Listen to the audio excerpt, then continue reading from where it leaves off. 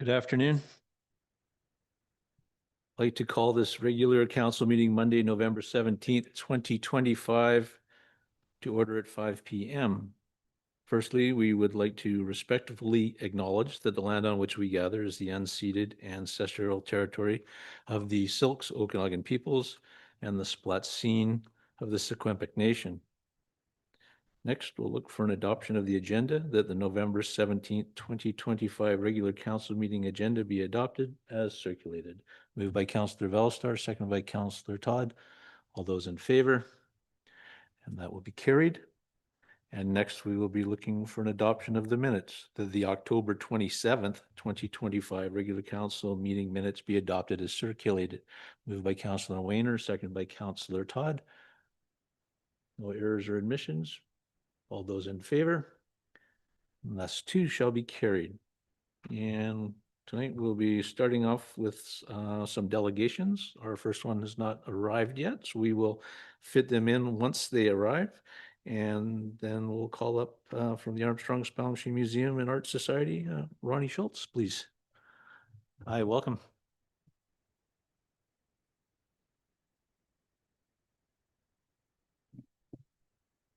All right. Okay. Good afternoon, Mr. Mayor and councillors. My name is Ronnie Schultz. I'm the president of the Armstrong Spelling Machine Museum and Art Society. With me today is Jerry Dell, our treasurer. Okay, thank you for this opportunity to do a presentation regarding the fee-for-service agreement. The museum has been here for 42 years, the art gallery for 37 on the same corner. From humble beginnings with lots of hard work, dedication, and support has evolved to the cultural hub for the community. We are the keepers of Armstrong and Spell Machine's heritage. Our mandate is history preservation through our museum and archives and our extensive photo archives, providing educational experiences for the schools with tours and hands-on with some of the artifacts that we have. Research support and showcasing Okanagan artists. And we have a permanent art collection of many of the local artists that most of them are no longer here. Okay, throughout the past year, we continue to see strong community support and engagement. We have 7 art shows, which consistently draw strong attendance. We normally have a waiting list for the showing for the next year. Ours is a very popular gallery to show in. We host a show opening evening for the public so that they get to meet the artists. The first show is always the school crossing, which is the art from the elementary and the high school. This is an outstanding program for youth engagement. The students develop a sense of accomplishment and pride in their work. They bring their families and friends in to see how talented they are, and it's a great photo op. And it is our favorite show. Okay, we offer school tours tailored to the educational needs of the students. This program is well used by the schools. Our archives remain busy, accepting artifacts. A lot of material came in when the Oddfellows closed. Our volunteers are available to help people research Armstrong and Spell Machine history, be it family, property, or different artifacts. We maintain a strong partnership with the Okanagan Historical Society and other local groups. We act as a cooling center for the summer heat. Our volunteers log over 1,000 hours. They are our greatest asset. We also have a program called Painting with Friends, which meets every Wednesday afternoon. Local artists come, they meet, work on their projects, share ideas, and make new friends. And also this past year, we did a 2-month exhibit for Shepherd's Hardware. It was their 100th anniversary. So we set up a special display case for them for that time. Okay, we strive for self-sufficiency. To work towards that, since the 1980s, we have invested in the North Okanagan Community Foundation. The money that we get from estate donations is invested in that. And if we ever have any extra, which is very rare, it goes into there too. And this has been a very worthwhile venture for us. And we fundraise. Used books and puzzles are a good source of revenue. The community is very supportive of this. IP parking is profitable thanks to the city for the use of the back lot, but I hear we won't be doing that for very much longer. We have a gift shop, so we do consignment through there. Art sale commissions. We receive donations from groups for the use of our space for meetings or little Christmas parties or that kind of thing. We get a grant for a summer student, which helps out with archives and front of house. We get sponsorships for our art programs, for our art shows, pardon me, from the local businesses. And the fee for service from the city and the township support our core operations. So projects. This last year, we rebuilt the stairs to the second floor because they were very steep and very dangerous, and this brought them up to code. We still need to paint in that area, but that project is finished. And each spring we repaint the galleries because after many nail hole repairs, they need some freshening up. This coming year, we are planning some updating into the museum. Nothing has probably been there for 30 years. Nothing's been updated. So we're creating a more welcoming environment just by adding a table and chairs, some reading material, some puzzle for the kids or that kind of thing so that people can spend a bit more time in there. Okay. Well, we are going to refurbish some of the display cabinets with what we call discovery drawers. This will create more artifact access and improved use of collections and maybe get some more hands-on stuff available. We hope to create a rotating community display case for local groups and businesses to have somewhere to create an exhibit for a month or two, like Cubs or Scouts or whoever. An example being also the exhibit that we did for Shepherd's Hardware. These upgrades will enhance visitor engagement, strengthen community partnership, and ensure long-term sustainability. The museum and art gallery directly support cultural tourism and downtown vibrancy, local heritage preservation, educational programs for youth, volunteerism, and community pride. We are a welcoming, inclusive cultural space for all. In closing, we thank the council for your support and partnership. Come pay us a visit. Any questions?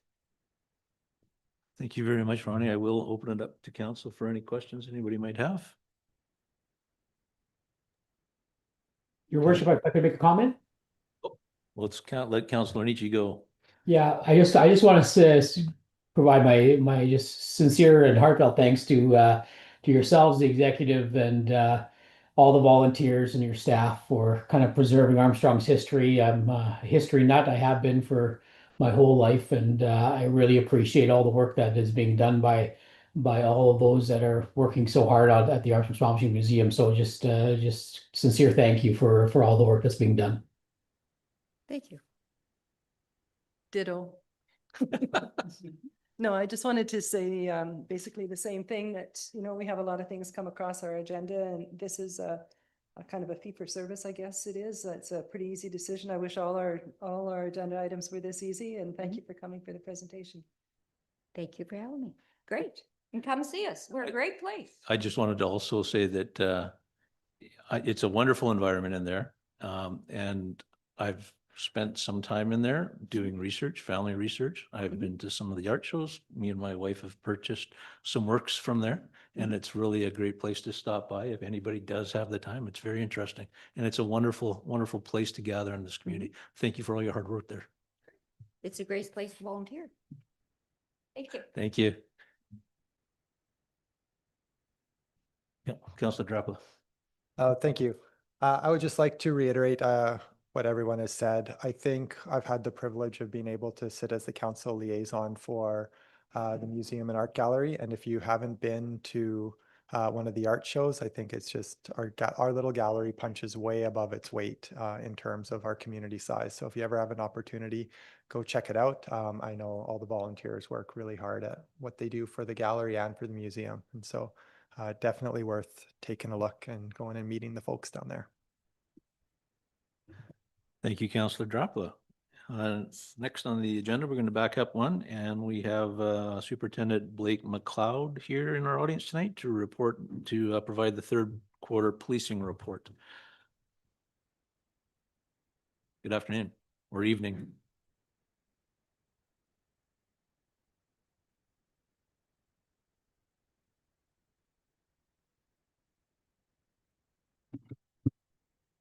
Thank you, Mr. Mayor and council. And I brought a backup member here tonight because of the number of community members here this evening. So, no, just joking.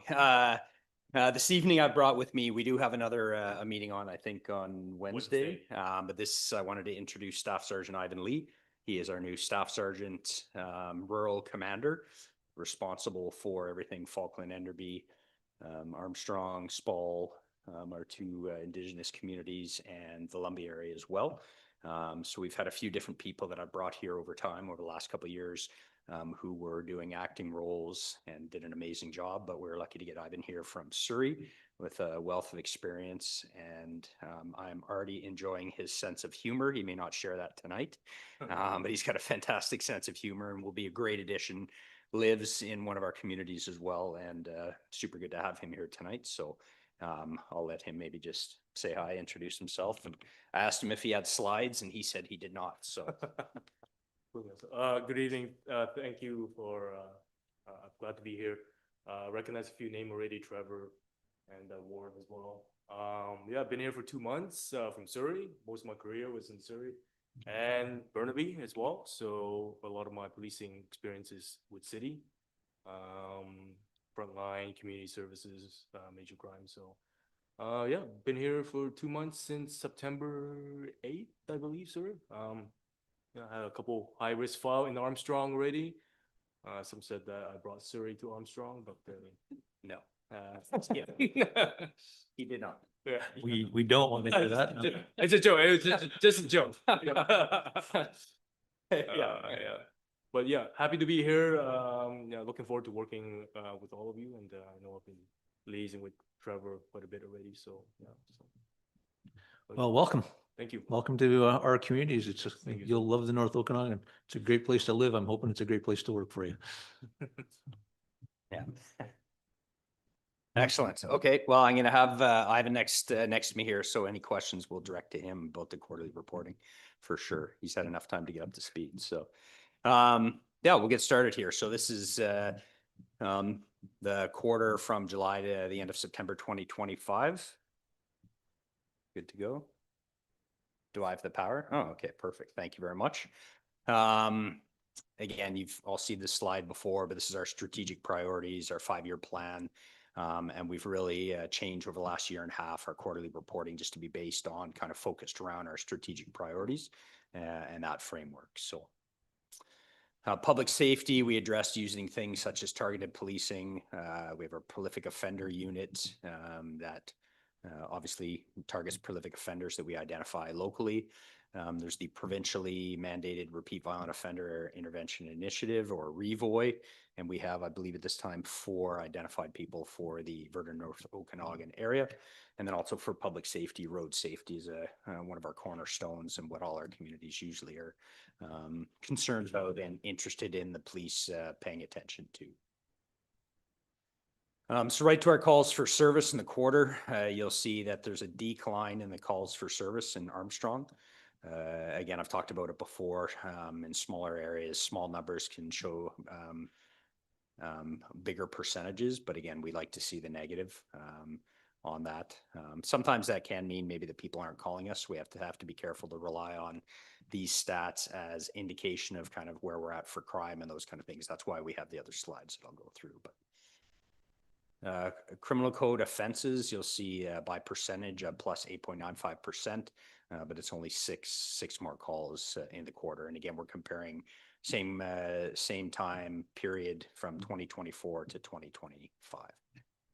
And then you'll look at, if we go back, we're kind of post-COVID numbers, so we're still in line with where we'd like to be for certainly for these offenses. So. Violent offenses are down 15.38%. Again, small numbers really for case investigations decrease, which again, we still like to see negatives and things going down, especially in the areas of violent offenses. Property offenses, again, it shows a 25% increase in Armstrong here, but again, you look at by numbers, it's 7 increase in those reports. Had a look at that, had our crime analysts look at it, and I'm not sure if you had a chance to review Ivan, but probably a bit too soon upon his arrival here. But we did look at it. There's no trends or anything that we could share or point to, or anyone in the community who might account for that specific increase. But again, number wise, you look at it, it's hovering around, similar numbers over time. So if there is anything for the next quarter, if there is a similar increase, we'll see again if we can address it or have any information that we can share with the public in a meeting such as this. So next, our traffic enforcement, specifically in Armstrong, is up 55.26%. And I do know that the previous acting commander prior to Ivan, and then Shenna Vestergaard as well, they put some time and effort into really focusing in specific areas in Armstrong. One specifically I'm aware of near the school. So there's a definite increase in that. Again, not huge numbers. You look at it's from 38 to 59, but we certainly like to have those increase even more. And those are traffic contacts. It could be a written warning or it could be a violation ticket as well. And then to address the vulnerable persons in our communities, and specifically in this community, we have our Special Victims Unit. They're the ones who investigate serious offenses against children, sexual offenses, and intimate partner violence offenses as well. They're a very busy unit. And our mental health calls, you'll see one of the slides coming up next. We'll talk about that briefly. And then our toxic drug crisis response, which we continue to provide information and naloxone kits to people when they are in our care and custody. Yeah, and here's the integrated crisis response team. Just some very brief stats. In Vernon Coldstream, there is 434 mental health related occurrences. So those could be occurrences that have a criminal component as well as a mental health component as well. And then you see in the North Okanagan, which would include Armstrong here, there was 108.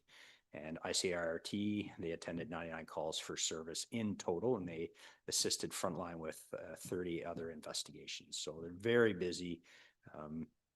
Our frontline leadership are really leaning on them heavily for these type calls that do require more of the officer's time. And it's not that they'd have 10 of these calls in a day, but generally they take 1, 2, 3, 4 hours. Ivan could probably share us some horror stories from the Lower Mainland where officers stuck at the hospital for up to 8 to 10 hours, things like that. We don't have that here. We have an excellent relationship with the local healthcare professionals, and we're spending on average below 2 hours at the hospital when our members do bring people who have been apprehended. And our crisis nurses who are partnered up with our members are a huge part of that, about getting some of the information in advance prior to arrival at the hospital and those kind of things. So that relationship's going very well. Right now, and I've reported on this for about 2 years, it's 2 City of Vernon paid for regular member police officers who are on that unit.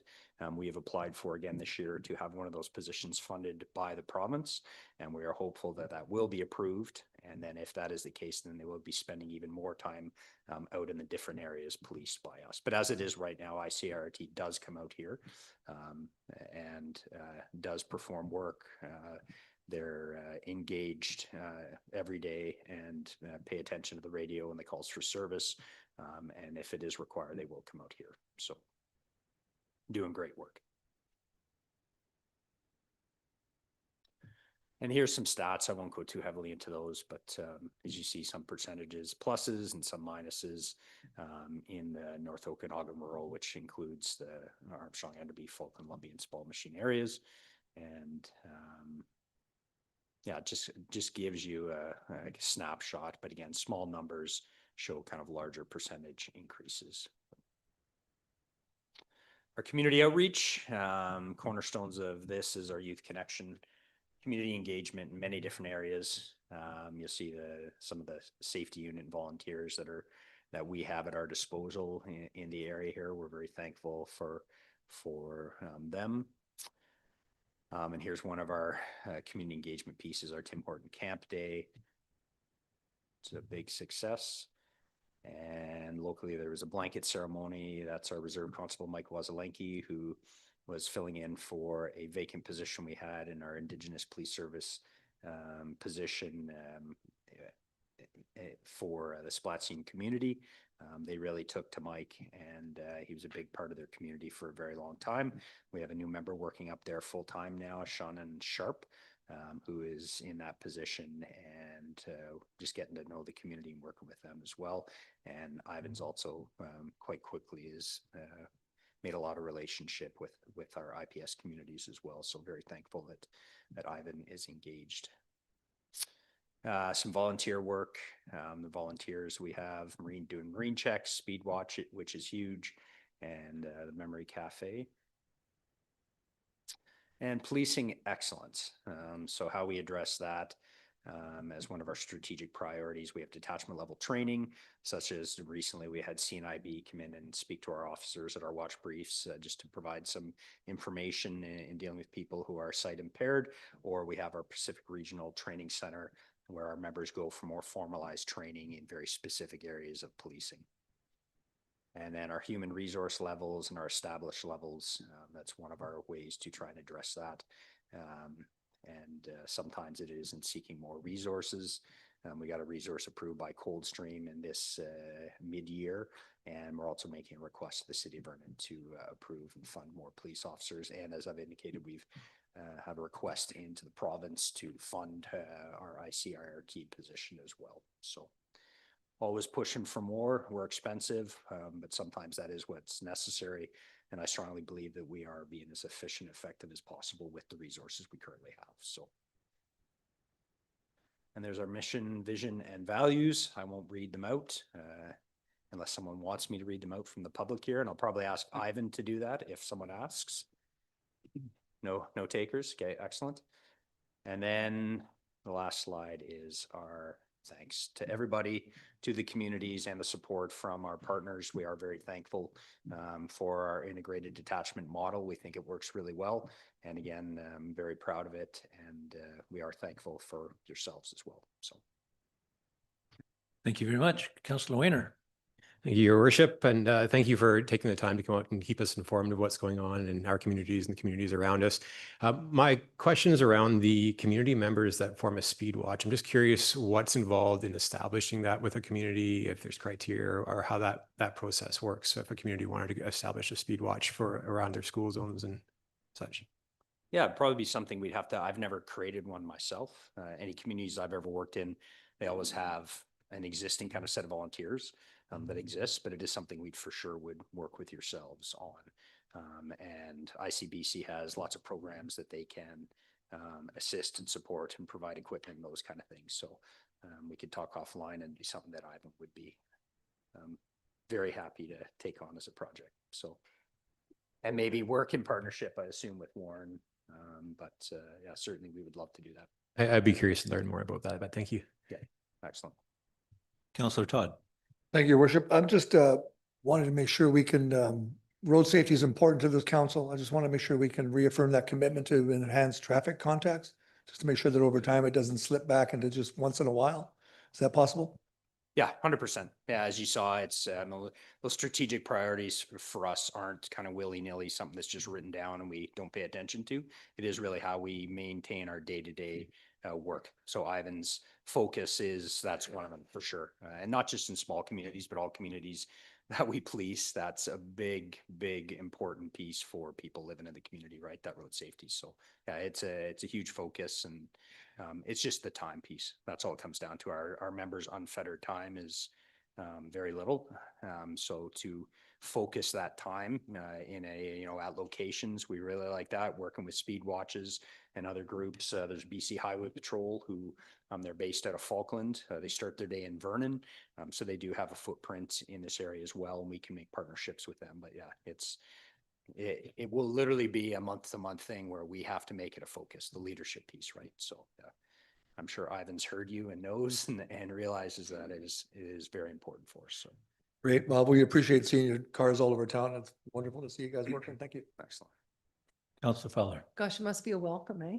Appreciate seeing you around town all the time and your Yeah, cars. no, we love it. Yeah. So it's interesting that you're here with the stats tonight, and on the agenda, we have a contentious issue with the schools and intersections and the whole concept of trying to find ways to slow down the traffic and have increased public safety in pedestrian crossings.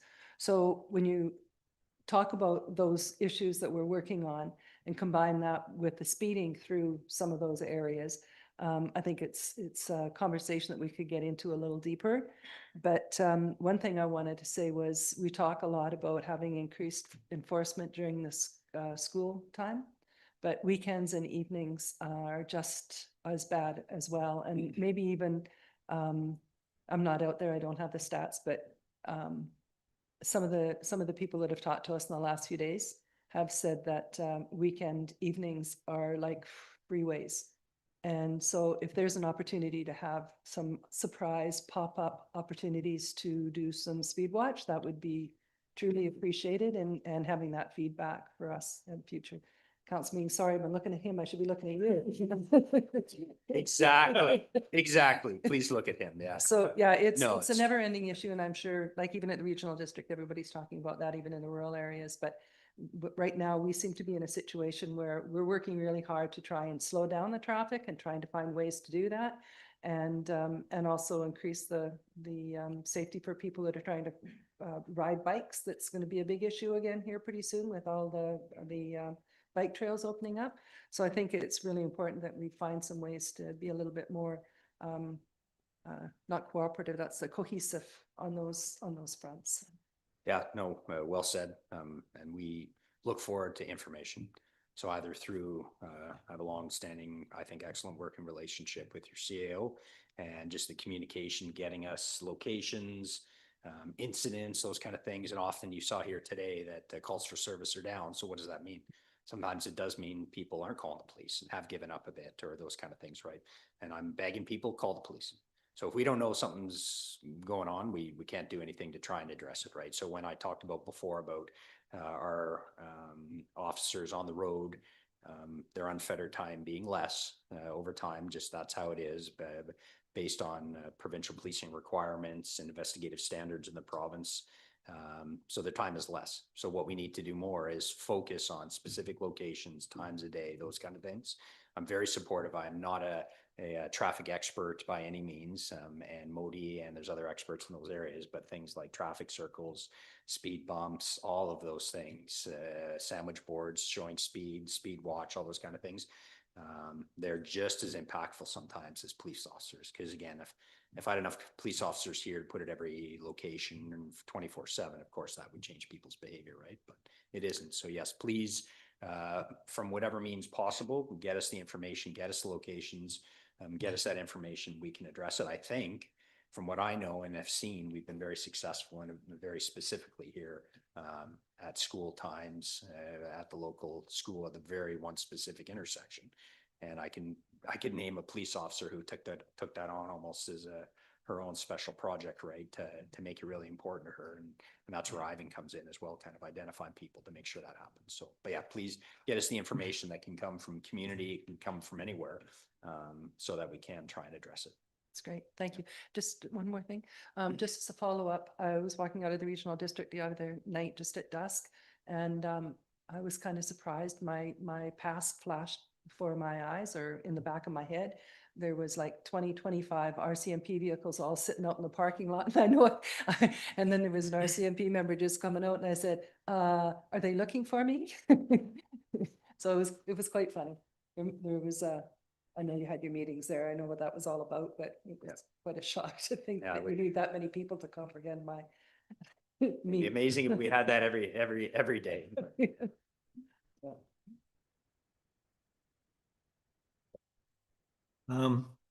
I also echo my councillors. I'm glad to see the number of contacts, traffic stops increased. That's great to see. It is an ongoing issue. We don't have to beat a dead horse here. We know that. And any time that you guys can spend on that is gratefully appreciated. I'm also glad to hear that your hospital relations have improved under the MHA calls and the mental health calls. And 2 hours still seems like a long time to me to be in there. And I do appreciate the days when officers were doing shift changes in there. So I'm glad to hear it's down to that 2 hours. That's really nice. And I'd love to see it even get better. And I think there's probably a way about that through the powers that be. And next, I just wanted to say, or ask actually, is looking at your mental health calls, now that the program's been in place for a little while, have we determined that it's really a bunch of frequent flyers and we just had to learn those people So we're attending the same people over and over again versus new people and new types of calls coming in under the Mental Health Act? So we don't do a deep enough dive into the stats to confirm that. I mean, I'd have to have our integrated crisis response team members here maybe to talk about it and give you kind of more anecdotal evidence concerning that. I think it's going to depend on the day, the week, the month. But there would be for sure people that we deal with on a regular basis with mental health, addiction, self-medicating, all those kind of things, right? But it really depends, I think, where people are at in their lives, from my experience. And I could jump in at any point, but to really give you a proper answer, we'd actually have to look at all the files they probably went to in that quarter and just see how many of the same names pop up. So we haven't right now tracked that kind of stuff.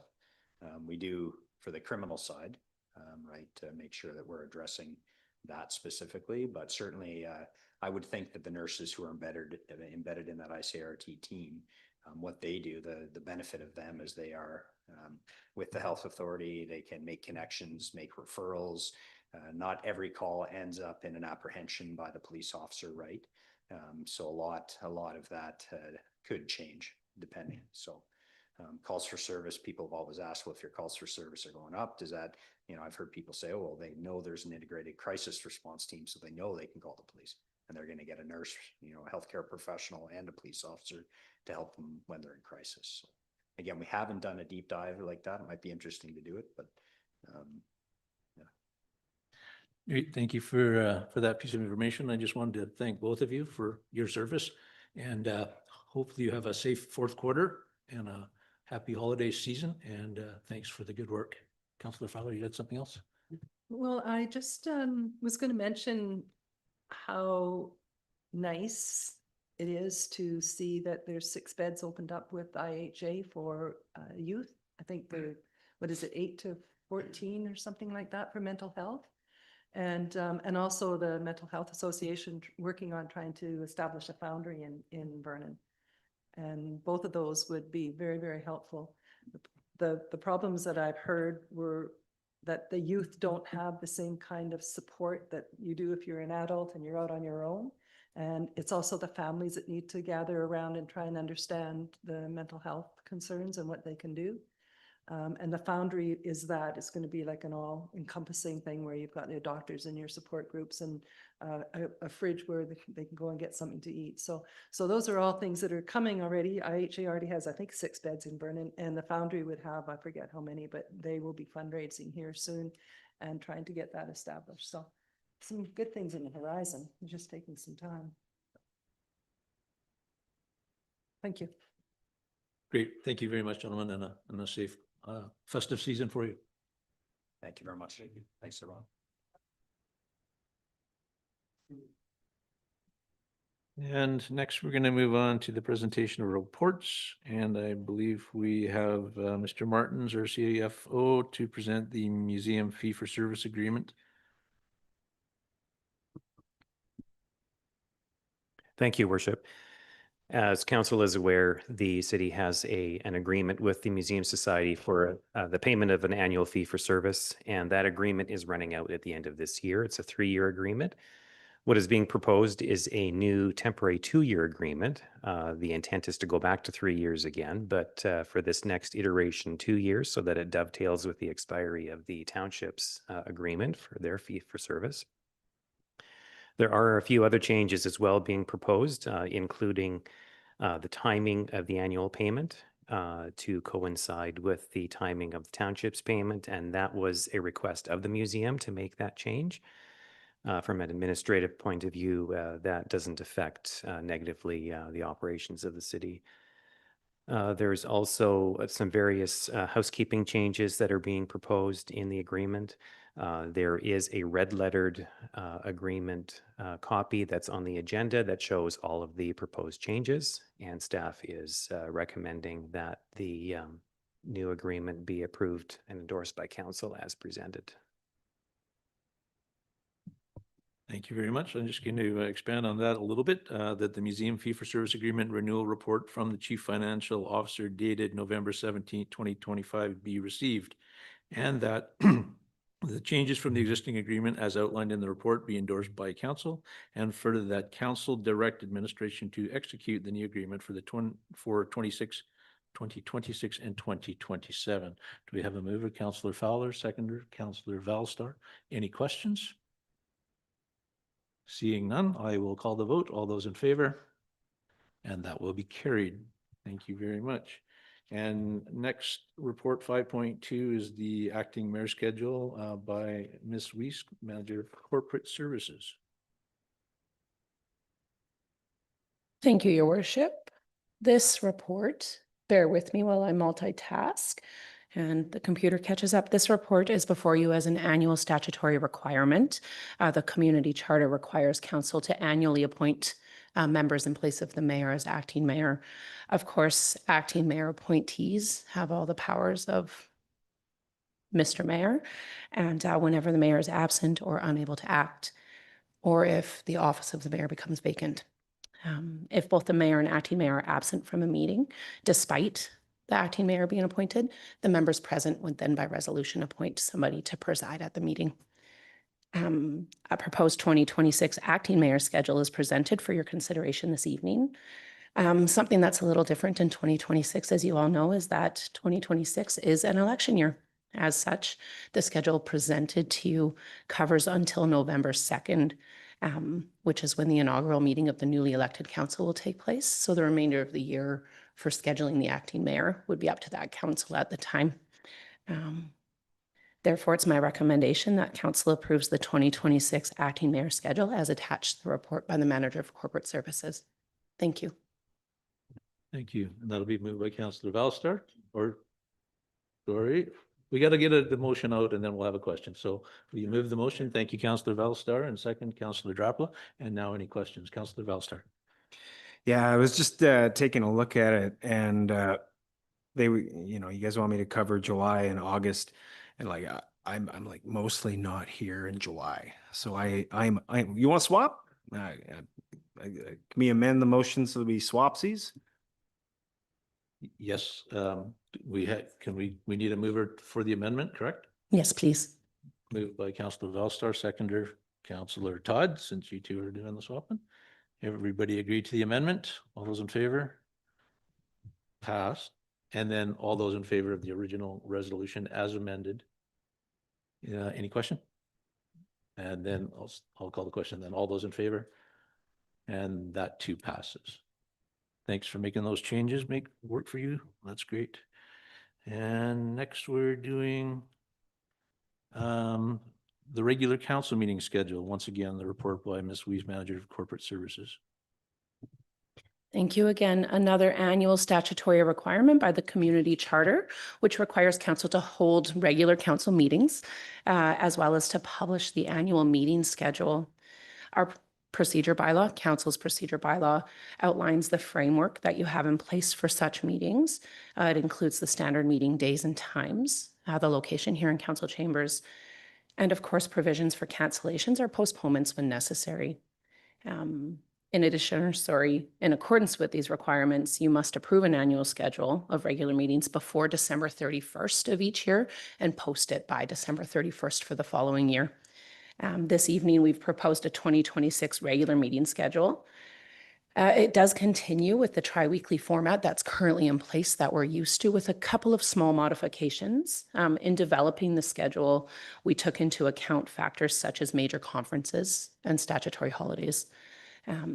In looking at that, we found that no adjustments were required for the SILGA or UBCM conventions. And I took a second look at FCM dates as well, and that wouldn't require any adjustments either, should members of council want to attend FCM, and we didn't meet quorum. Further, any meetings, this is what's a little bit different this year than what you're used to. Any meetings falling on statutory holidays have been scheduled for the Tuesday immediately following the Monday statutory holiday. That does keep the cadence and the rhythm of every 3 weeks, and it also keeps it so that business can move forward tri-weekly instead of adding another week between meetings so that we can take care of business.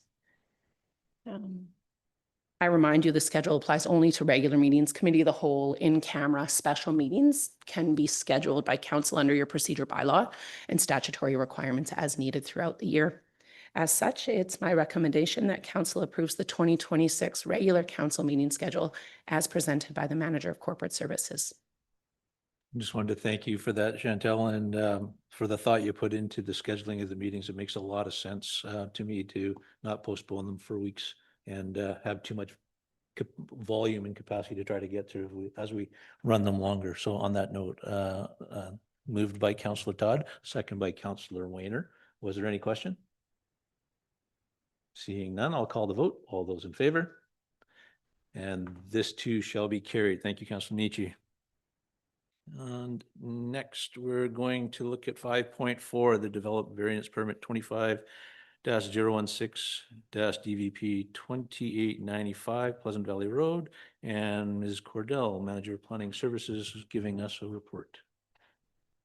Thank you, Your Worship.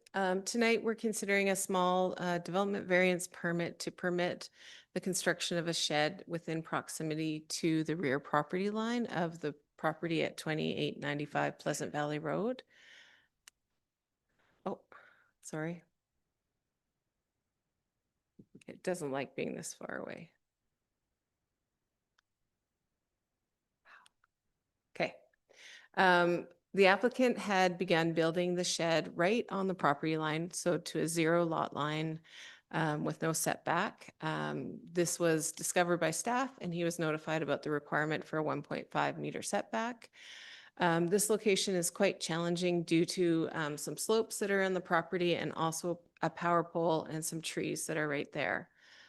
You can see the property. It's on the corner of Sage and Pleasant Valley, and the front yard of the property is facing Pleasant Valley, even though it kind of feels like it should be Sage. This is the proposal that they came forward. So to meet the required setback on Sage, but to be 0.08 or 0.8 from the property line, which is the rear property line to their neighboring property. The neighbor on that side has a driveway at that location, and there's a wooden fence along that property line. You can see it here in this photo. There's really a power pole there that really makes it challenging to move the shed over, and then also that slope drops down into their kind of towards their house. I met with the applicant on site. We went over some options and they decided to request a variance from council. The application was referred to the building inspector and the bylaw officer. We didn't have any concerns received from that. The building inspector has noted that the fireproofing that they're proposing on the side of the building should be beneficial and adequate to reduce that risk. So the reason we have the 1.5 meter setback is to create 3 meters between any structure on the two properties. So by upping the fireproofing on that building, it kind of reduces the need for that. It was circulated to the adjacent property owners, and we did receive one letter opposing the change from 2865 Pleasant Valley Road. So that's the property with the blue star on it. They were concerned that this was a significant change to the setback, and that if variances are required for this parcel, maybe we should be looking at changing the bylaws rather than just varying it. They were also feeling like allowing someone to build that close to the property line would be challenging. So Chantel has this response in full, and she'll be reading it into the minutes, including it in the minutes. So through the application review, staff feels the applicant has moved the shed as much as they can. They've added the materials to increase the fire rating of the structure on the side of the property line. There is a driveway adjacent, and it's not impossible that they'd have a building there, but it's highly unlikely unless their house was redeveloped completely. And there were no concerns received from the neighbor that was actually in proximity to the shed. And because of those reasons, staff is recommending that development variance permit 2516 DVP to varied zoning bylaw 1921-2024 by reducing the rear setback from 1.5 meters to 0.8 meters at 2895 Pleasant Valley Road for the construction of a shed be approved. Thank you, Ms. Cordell. Do we have, thank you, Councillor Droplet has moved. Councillor Todd, this is our seconder. I'll call questions. Councillor Weiner. Thank you, Your Worship. I didn't see it, but I just wanted to make sure that is because there's a carriage home and the house that's existing there, does that, does the house still fall within compliance for parking? Through your worship to Councillor Weiner, thank you for that question. Yes, they still have adequate parking on site. Councillor Belster. Councillor Fowler. That nice of you. Well, my question actually has been answered, and that was if the property owner that is going to have this building closer to his property than it technically should be, has been contacted. So if we've heard from that property owner and they're fine with that, that's confirming that. Through your worship to Councillor Fowler, we have contacted all the adjacent property owners. We didn't hear concerns from that neighbor. The applicant has indicated they've been in conversation with them, but I don't have any documentation for the file on that. But they did have an opportunity to express concerns and they have not. I would kind of like to know that the property owner has been spoken to and that he's okay with that.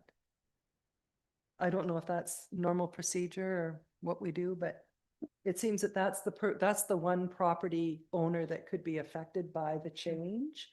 And not having heard from them doesn't mean to me that they are all right with that if they've been away or whatever. I don't know.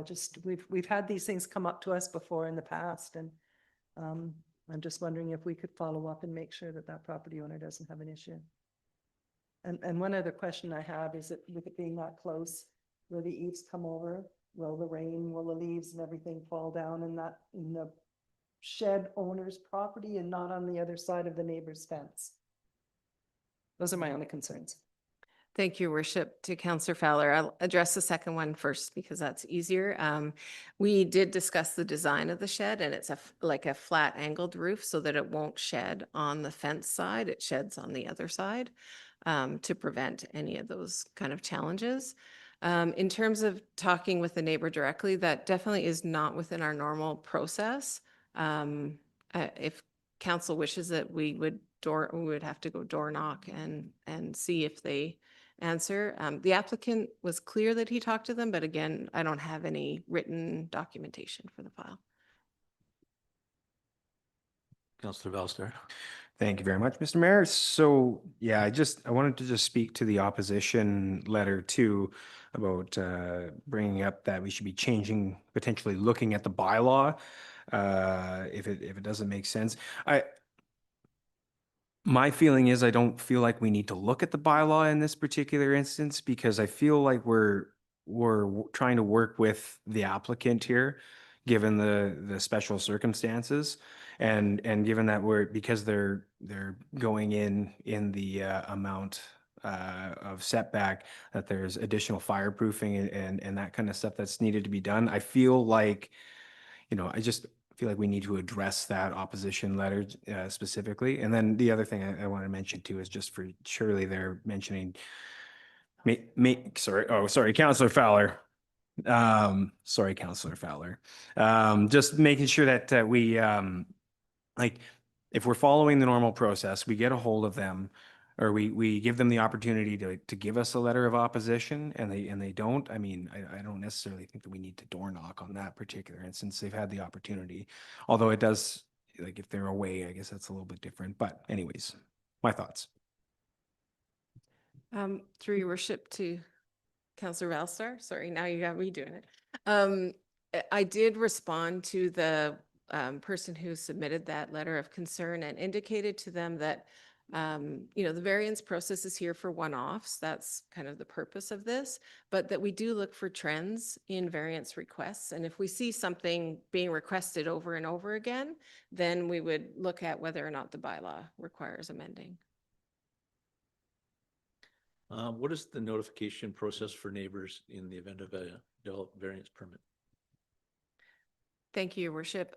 What we do in the event of a development variance permit is we send a letter to all adjacent neighbors and provide them with 10 days notification as per the Local Government Act. Thank you very much. So we've done our part to notify. I had one other question about that. the utility company been contacted regarding the variance? Because I note that the roof that they've built over the structure actually impedes the pole. So was there any feedback from that?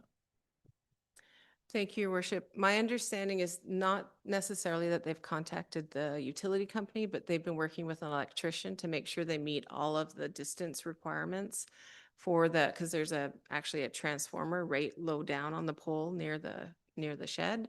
And so they have been taking that into consideration and been working around it. Okay, and so that I'm just curious, and I know you may or may not have the answer. Is that service coming underground or is that an overhead service? Because the ability to climb the pole in the event of repair would, with the roof structure, they wouldn't be able to do it. They would require a bucket truck, but I mean, just making sure we got everything crossed there so it doesn't give us problems in the future. Thank you, Your Worship. I'm not sure what kind of service it is, but I can kind of verify with the applicant where we're at with that. And they will, the current location of the shed now isn't where it's going to be, right? Because that is at the 0 setback. They will be shifting it kind of over from the pole. So is there a setback from the pole or from the fence? I think there'll be both, but I can double check with him, make sure there's space for climbing. He's going to move it over from the fence, but I think to move it over from the fence, it has to go in front of the pole because right now it's almost touching the pole, right? So it has to kind of shift over and forward to make that. I'm comfortable with allowing this to happen. I mean, people need sheds, they need storage space. My only concern is that the power company has the ability to access the pole. Because when I did have a look at it, it has been moved away from the fence line to the amount requested by my observation, but they've changed the roof line so it actually comes out past the power pole and then it's shorter where the power pole is. And I don't know if that's acceptable to the hydro group, but I'm comfortable with doing it as long as they don't have any opposition to it.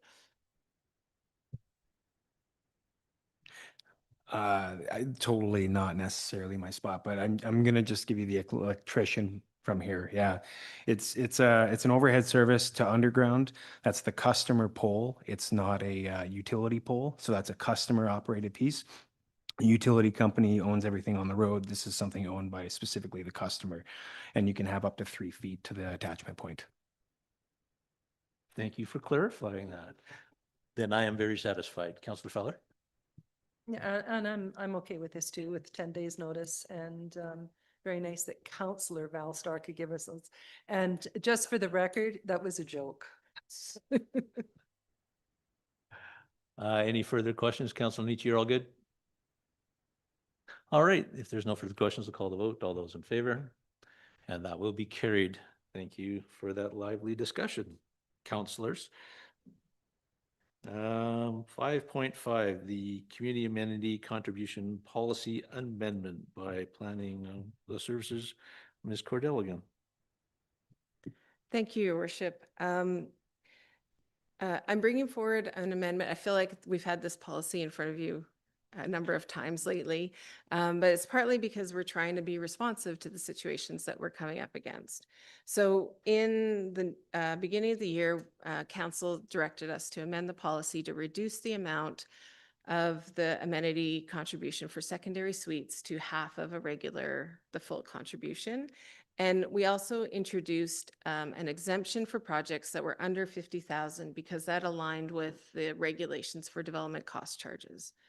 So as we're implementing this process, we're seeing that sometimes people will leave the secondary suite out of their duplex or house application because they know they would be charged that second or that suite, that half charge for the amenity. And then a few weeks later, after the house is complete, they come in with a alteration application and the suite is under $50,000. So they again are exempt from paying the fee. It's really challenging for us to fact check their estimates because our estimator, the Marshall & Swift, doesn't account for renovations in that way. So what we're proposing is instead of having it based on value for these suites, that we use some benchmarking that we have come up with. So other communities will set an amount per square foot for value, and that really helps their staff with estimating different values. So they do it for decks, they'll do it for sheds, they'll do it for a variety of different things.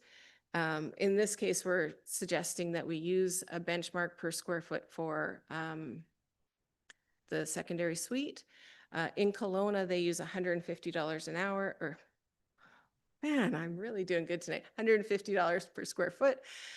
Here, that seems a little high. So we talked about it internally and with the building inspector, and he felt like $100 would be more reasonable, which would mean any secondary suite under 500 square feet would be under that 50,000 threshold, and any bigger than that would be over that threshold.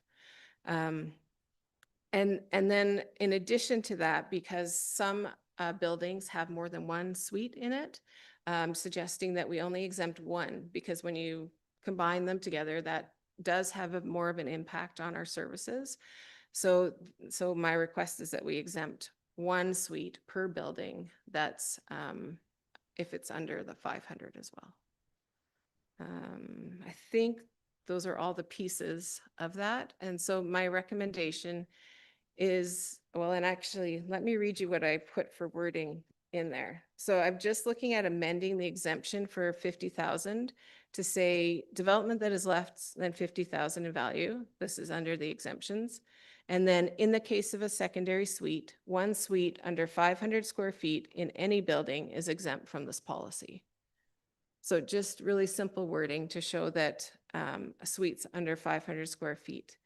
We were really feeling like some applicants who show their suites up front were getting penalized, where other people found a loophole to kind of get around it. So this just seemed more equitable to everybody.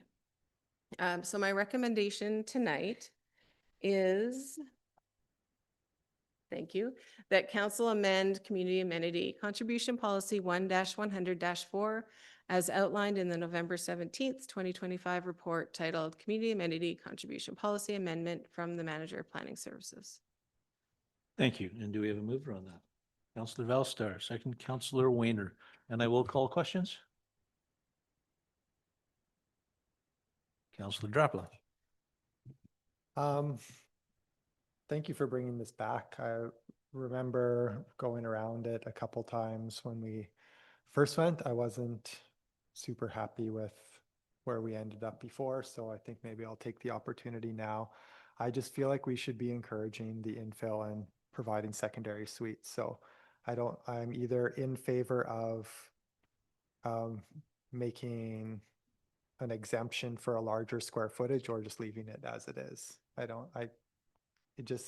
The amenity for secondary suites and charging that extra fee just really bugs me for some reason. So I don't know if I have a great rationale beyond that we haven't talked about before, but that's where I'm at. I don't want to charge people more money. Any further questions? Ms. Cordell? Your worship, if I may address that. So I think secondary suites and density is going to be a challenge for us, as not just secondary suites, but infill and density is going to be a challenge for us as we move forward. As we know, the province is allowing up to 4 units, whatever they may look like. Suites are definitely the smaller of those units, but they still have people that are using our services and adding to the reducing the capacity of our pipes. And we have some people that are developing basically like 4plexes, right? But they're a duplex with 2 suites. And so I think if we eliminated that charge, we wouldn't catch those extra families or people that are going to be included in there. Some of the ones we're looking at right now are small. They're under the 500, so they'd only have to pay for one. But I guess what we're trying to balance encouraging suites by reducing that cost, but still looking out for having the ability to upgrade that infrastructure as we get more density. For sure, I can appreciate that aspect of it. I think the other lens to look through is just the affordability aspect for housing in Armstrong in general, right? If we're trying to enable families to afford houses in town. Like sometimes they need that suite to help them out, right? And then to be charging those cost contributions on top of that is hard to swallow. And so like I get it if you're building a new building and we want to capture the people that might be taking advantage or finding a loophole in that. But in doing so, are we also kind of penalizing people that are trying to make a go of it for affordability factors and providing that for not new builds? So I don't know where it sits there or how that aligns, but I don't want to charge those people more. Anybody want to comment on that or have another question? Councillor Belster. Yes, thank you very much. Hearing Councillor Drapala talk about it, I agree. I agree with him that, like, you know, accepting it as is, or finding a way to maybe increase that square footage just a little bit might maybe just so that it's a bit bigger. 500 square feet for a suite is like a hotel style suite that is not necessarily something that's, I'm sorry, I don't consider that necessarily habitable. You know what I mean? Like that feels more of like setting it up for Airbnb stuff, right? Where you've got a kitchen, a bedroom in the living room, and a kitchenette type thing, right? I think that 500 might be a little small. I see if we want to encourage places for people to live and make it a bit more affordable, I'm wondering if maybe we take a different look at the $100 per square foot or whatever. Maybe if we could lower that, maybe, I don't know, I'm just throwing a number out there, like 75 or something like that, to increase that square footage just a little bit higher. Because if we're encouraging something really, really, really small, I'm just worried that it could get taken advantage of in a different way. Whereas if we increase it a little bit, maybe it might make something a little bit more livable and affordable. Through your worship to Councillor Ralstar, certainly we could look at an approach like that. We're seeing kind of a blend, I would say, at least in the new builds, of 300 square foot or 600 square foot in the new builds. But it almost sounds to me like the question is more, how do we exempt suites in longstanding family homes rather than the newer builds? And maybe that's a separate issue that I need to take away and consider how we could look at that and provide a different kind of exemption for that. I don't know what council thinks about that idea, but they don't have to necessarily be tied together, I guess is what I'm saying. Maybe we can find a solution that does both things. I don't know. I don't know what it would be. Houses over 10 years old. I don't know. We'd have to think about it some more. Councillor Wayner has the floor. Thank you, Your Worship. Thank you. I think my mind was going to the same direction as far as new construction and existing construction, but we also have to keep in mind is the infrastructure itself. And I think that was a big debate at some of the UBCM discussions, is who pays. Is it the people who are putting in the development, or is it going to be through taxation, who are the existing homeowners? And that is a tough decision and a tough call to make. So I really appreciate the idea of looking at it more thoroughly, and then we'll see. I think we're looking at some calculations for DCCs coming forward in the future, if I recall correctly. And I think those will help answer those questions. But I think the bigger, long discussion would be who pays for the infrastructure. Councillor Fowler. I'm just wondering if we should table this discussion or what? Yeah, I'm not opposed to that. I want to go down the same line. Affordability is certainly an issue. That's all we ever hear about now, but affordability is through the whole community. It's not just to a new build or a new development. The people that are well established within the community have already paid their share. And when we need to do an upgrade because of other people moving into the community, it's probably not really fair that we go back after them through taxation. We should be having the builders or the people that are making decisions to expand their suites or living quarters, or however we'd like to describe it, be on the hook for a fair piece of that cost. So I'm also not opposed to tabling this and having Ms. Cordell take that back. How's the rest of the room feel about that? Your worship, if I may, I do have one building permit application on my desk that this would impact, that they're kind of waiting to get out. That doesn't mean we don't table it, but it just, that's part of the reason we brought it forward at this time was to facilitate that. Thank you. And I think what you've presented is fair. And I was comfortable with it until I heard what Councillor Drappel had to say. But there are, I think, a little bit more conversation. Councillor Rayner wants to chime in. Yeah, thank you, Your Worship. Just what I'm hearing is that people are using it as potentially a workaround, and I'm concerned about how long it might take for us to move to the next stage. And if this maybe makes things more fair, I guess, to everyone, I think I'd feel more comfortable with implementing what we have if it closes a loophole for what I'm hearing, and then move forward with another decision. I'd be comfortable with that. Councillor Todd, please weigh in. Yeah, I think I agree with Councillor Werner to close the loophole and then look at the exemptions for the older homes down the road perhaps. And just to make it, and I think 500 is very small. It just seems like a very small, hadn't really given it much thought until just then. And I realized the extension we put on the back of the house, that was 500 square feet. And it's one person. So I don't know what kind of growth you're getting out of that. Councillor Drappel. Yep, thank you. I appreciate everyone's comments and the rationale for them. And I feel like the report that brought forward has sound arguments to it for sure. I still won't be in favor of voting for it before we kind of hammer out what we actually want. I don't want to close a loophole that unintendedly creates a different problem where that pops up if we haven't thought it through. I'd rather let through an extra couple on the loophole while we figure things out. And that's just my perspective. Councillor Fowler.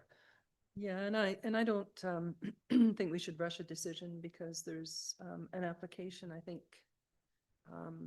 we've had this come back to us a couple of times, and if there's still a little bit more discussion we can have, I don't really want to end up flip-flopping on it again. So I'm not saying I agree with Councillor Drappel.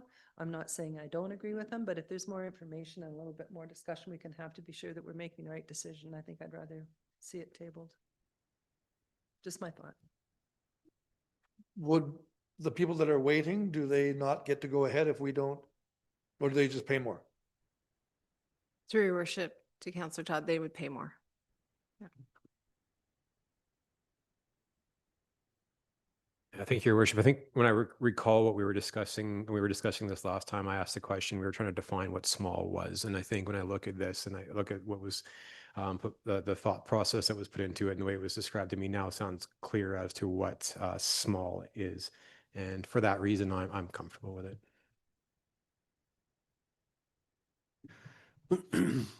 Thank you, Your Worship. And so in terms of a path forward, there's a couple of different ways you can proceed. Should the resolution report be tabled, suspending additional information, we would continue to follow the policy as it is worded. And so Ms. Cordell would proceed with the developers in that regard and continue to calculate the values as are laid out. The issue of secondary suites and exemptions is something that Ms. Cordell and I talked about as well. I was trying to understand as a community what we were trying to do in that regard as it relates to what we were trying to support, recognizing, as Councillor Wayner stated, there's always the issue of who pays for the infrastructure upgrades associated with that. And what we have to be very cognizant of, especially in certain parts of the community where there is more aged infrastructure than others, is unintentionally adding capacity that we don't have and then being forced to do something that would come out of general reserves or taxation from a broader community. So, from my perspective, there's certainly value in advancing the policy as presented in order to keep things moving and a conversation coming back. I get the sense, though, that there's maybe some debate about the issue of what we want to exempt and to what extent is what I'm hearing, because that's a pretty big conversation, I think, unto itself. So, if it moves forward as proposed, that conversation can still happen. If you table it, we'll just apply the policy as it is now and we'll still have that conversation. So that's really, what council's looking at tonight. Thank you. Ms. Cordell, can you just answer one question for me? If we were to pass this motion tonight, would it save the person wanting to build the residents money? Or would the old way be the best, or the cheaper way for them? Thank you, Your Worship. The one application that I'm looking at right now would save them money. All right, then. Any further comments or questions? Councilor Nietzsche, you want to weigh in at all? Thank you, Your Worship. No, I think I'm comfortable with supporting the recommendation as presented, but giving staff direction to come back to council with potential changes, because I do agree with several of the comments around the table that we need to address the affordability issue. I'm not quite sure that we're hitting the mark with this particular policy. So I think there's some tweaking that can happen to this so that we can still address the issue of infrastructure, but also maintain that affordability question as well. So. Thank you, Councilor Nietzsche. So I think that we'll vote on the motion with a minor amendment that staff bring this back to us with further review based on, go ahead, Councilor Turner. Thank you, Worship. What we would do is just do an and that staff, the council request staff bring forward this conversation to a future meeting. Fine, I'm good with that. And Ms. Weiss, you're good with that addition to that motion? Yes, Your Worship. Thank you. And so we will have to vote on the addition to that motion. The mover, Councillor Valstar, second, Councillor Wayner. All those on favor? That will be everybody but Councillor Drapla, who stands in opposition, correct? It's just for adding Yeah. Oh, sorry, then it will be unanimous. And then to the motion with the amendment, all those in favor? That will be everybody other than Councillor Drapla, who will stand in opposition. And the vote passes. Thank you for your hard work on that and your continued hard work moving forward. And next, the 5.7, the Armstrong Spell Machine Trail Society. Oh, are we still there? Sorry, proactive planning requirement, zoning capacity analysis. This one confused me a little bit. Ms. Cordell. Thank you, Your Worship. So this is one of the many reports that we brought forward due to the changes the province has implemented. We have met most of the requirements. We've changed the zoning bylaw. We've updated our official community plan. I met with provincial staff last week to discuss some of the new changes that are still proposed to come out. And they recommended that while we have informally understand that we have enough capacity of pre-zoned land to meet our housing needs, that we formally do a report, take it to council so that if the province requests, we have it on file so that we can show them that we have considered this. So what the requirement is to look at the outcomes of our housing needs assessment, which is that blue table that's in the report. That was determined with a tool that the province created, and you just run Armstrong in the tool and it pops out our numbers. It has a lot more detail than this, but this is what we used when we developed our housing action plan, and we've integrated this into our official community plan. So you can see in here, the 5-year need is 384 units.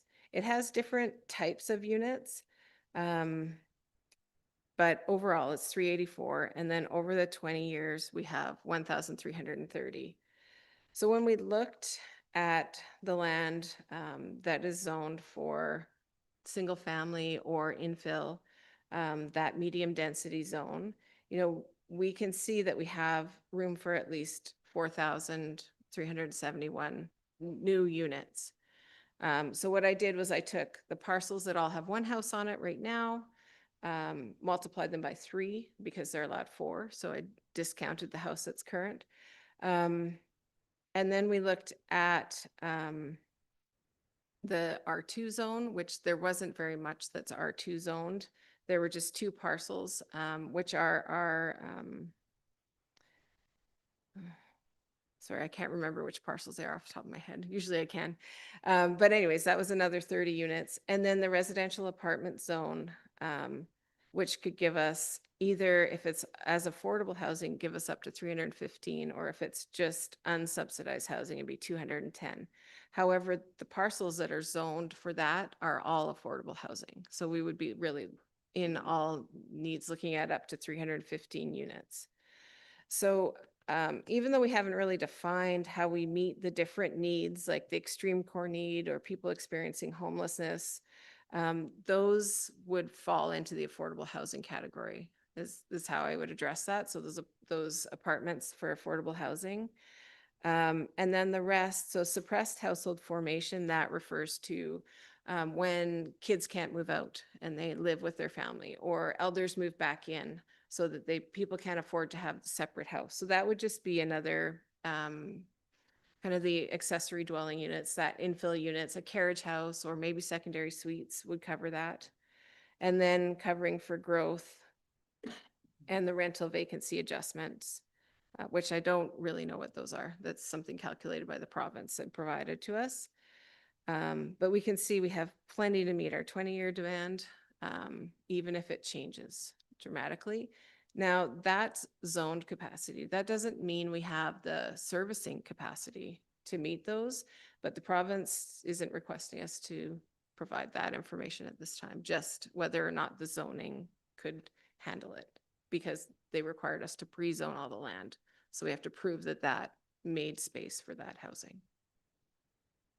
So my recommendation is just that the report titled Proactive Planning Requirements Zoning Analysis dated November 17th, 2025 from the Manager of Planning Services be received for information. Thank you very much for that explanation. Moved by Councillor Dropla, second by Councillor Fowler. Any questions? Councillor Dropla? Thank you, Your Worship.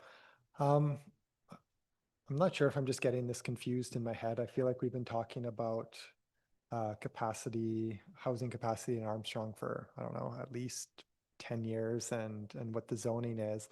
I feel like at the beginning of our new OCP process that our projected capacity was a lot less than what it is now.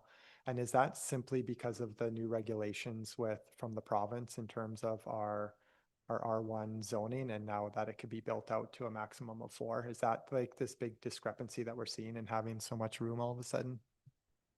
Through your worship to Councillor Draplet, what the OCP identifies is what we're actually anticipating for growth, whereas what this identifies is what we've zoned for growth. And that's based on the province having us change to 4 units for every parcel.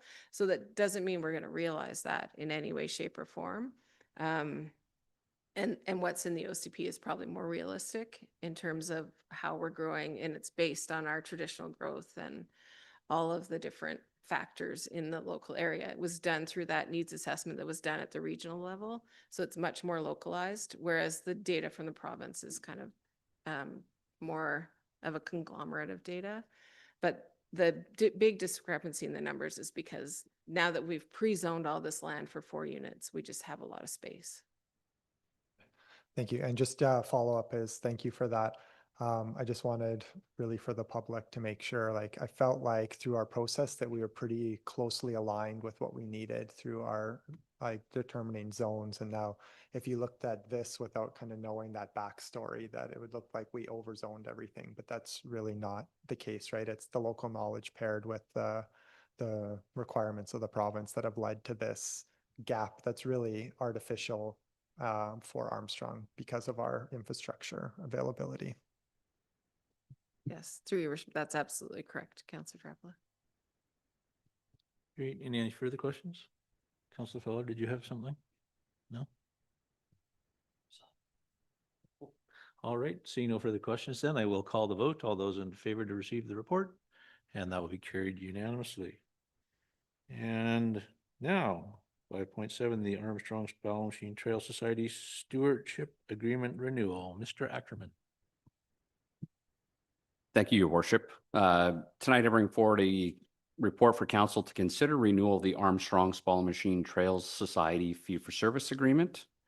The existing agreement is set to expire here at the end of 2025, and staff has had the opportunity to go through the agreement and look at some housekeeping amendments to it and bring forward a new agreement for consideration by council. Some of the changes that were outlined in the agreement, minor changes to the invoice submission requirements and notice provisions, updated contact information for the city and for the Trail Society, and then some updates to the Schedule A services to reflect actual works.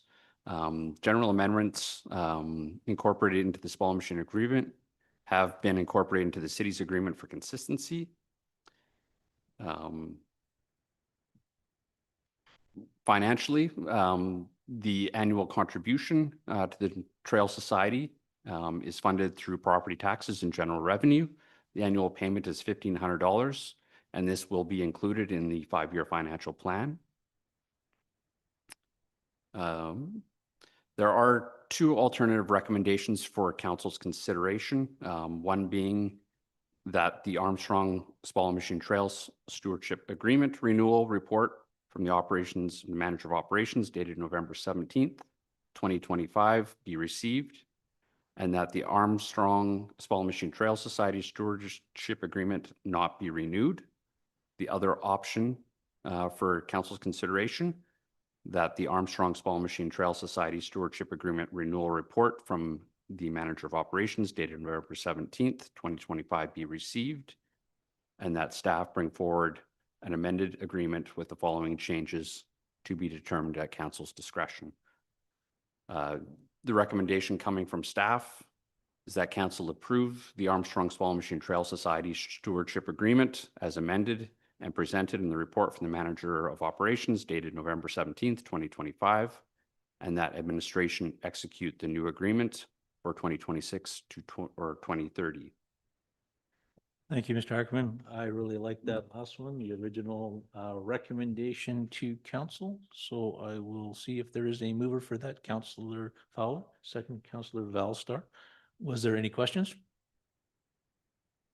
Councillor Drapla. No questions, just a comment again, getting to sit in on the Trail Society meetings as a council rep. The number of volunteers that they have putting hours into the trails for our communities, both Armstrong and Small Machine, is just fantastic. So that's a heck of a bargain for the work that they do for $1,500 a year. It seems like a no-brainer to me. So Absolutely, I concur. I can't even imagine with what we're contributing, what they're getting paid hourly. Great work that they're doing, and we all get to reap the benefits of their hard work. So having said that, I'll call the question. All those in favor? And that will be carried. Thank you. All right, on to the next one. The Rosedale Avenue intersection safety improvements update, and that will be coming to us by Mr. Ackerman again. Thank you, Your Worship. Tonight I bring forward this report to council to consider options moving forward with the intersection safety improvements along Rosedale Avenue at Okanagan Street and Pleasant Valley. As you're aware, we're just over the 1-year mark for the pilot changes we made to those intersections. And it's an opportunity for council to hear some of the findings that we've observed over the last 12+ months, as well as some options to consider moving forward. As you all recall, back a year ago, we did submit a grant to the Vision Zero grant program through Interior Health. Our initial application was looking at some speed reader boards to be deployed around town. There was a large volume of applications that was received by the Vision Zero granting body, and they were impressed with some of the work that Armstrong had funded for their traffic safety study that was done previously in 2023 that supported our grant application there. Through that process, the granting body reached out to the city and asked if there was an opportunity to consider some of the other safety improvements for consideration in the community. And as a result, they were willing to provide a traffic engineer to meet with city staff. And in the spring of 2024, staff did meet with the traffic engineer and reviewed a number of locations for consideration. Out of those discussions, the intersections at Rosedale and Pleasant Valley and Rosedale and Okanagan were identified as strong candidates for the program, and our grant was ultimately amended and submitted back to the Vision Zero grant body and ultimately approved for a pilot program to make those intersection changes to improve both pedestrian safety and vehicle safety through those intersections. And that work was implemented in the fall of 2023. It was done in more of a phased approach. We started initially with some line painting, creating some new fog lines, which narrowed up those lane widths and turning radiuses in the intersections. Several weeks afterwards, we followed up with the installation of the plastic delineators to provide that hard line similar to curb and gutter to further just narrow up and provide that visual reminder as traffic entered the intersections that it was done in a slower fashion just due to the narrower of the lane widths, and the layout of that design was done in a fashion as a kind of a quick and easy way to make those changes to gauge the effectiveness of those modifications to the intersections to gauge compliance and changing drivers' habits. Not long after we added the delineators to the intersections, we did start to hear from the public, both negative and positive feedback to the changes and various other opinions along the way. We did leave those changes in until the spring of 2025. As you recall, we had Interior Health, Medical Health Officer, and the Vision Zero granting body, and the traffic engineer that designed came and presented to the council and kind of reviewed the benefits of the traffic improvements and the benefits for not only motoring traffic, reducing incidents, but increasing pedestrian safety. Through those discussions, council had requested that staff work with the traffic engineer to make some modifications to a couple of the corners within both intersections. Staff did go back and have that discussion with the traffic engineer and ran a couple different scenarios and landed on some adjustments that still retained the intent of the traffic safety improvements to slow vehicle traffic down, but did provide a little bit more leeway on some of those traffic movements that council had indicated they had some concerns with. We did make those changes in the spring of 2025, and that kind of correlated with our road painting program. At that time, we did change some of the fog lines to coincide with those changes, and we continued with that current configuration from spring up until its current form. So that's kind of what's got us to there. Over the course of the pilot project, we did have an opportunity to kind of gauge some of the traffic behavior as it entered those intersections.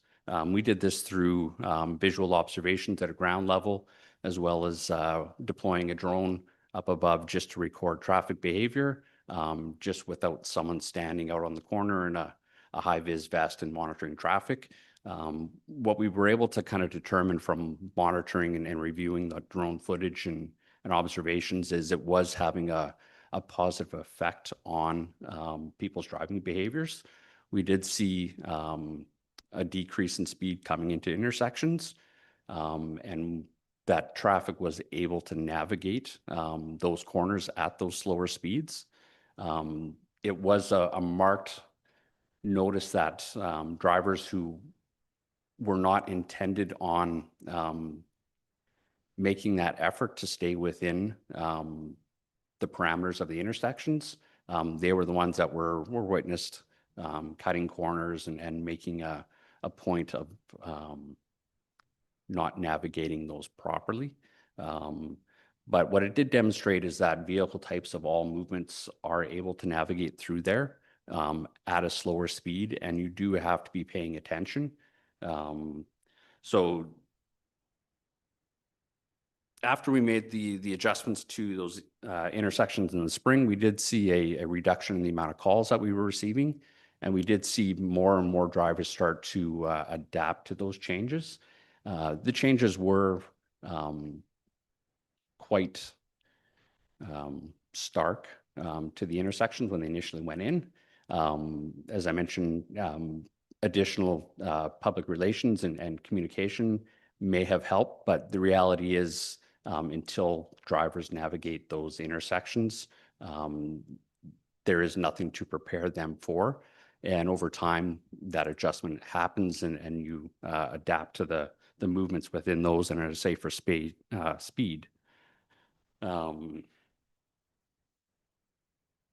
So as I say, we've noticed that the majority of drivers have started to adapt, but what has become apparent as well that there is still a number of bad habit driving that we are observing out there, distracted driving, incidents of rolling stops and failure to follow the appropriate traffic controls and intersections.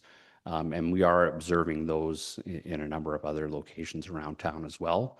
But it has given us some indication that the extent of the pilot program has had a beneficial, I guess, impact on drivers' behavior. There's still a lot more work to do, but it has had a positive impact. So we're at the point now, as we do that review, there's a number of things that were brought up in regards to vehicles being able to navigate those intersections.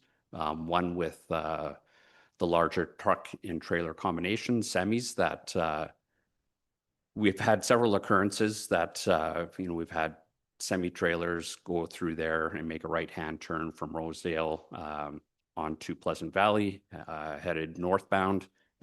That it is a tight corner initially to navigate, and those larger truck movements do need to wait until the appropriate time and then use that full extent of both lanes to make that corner.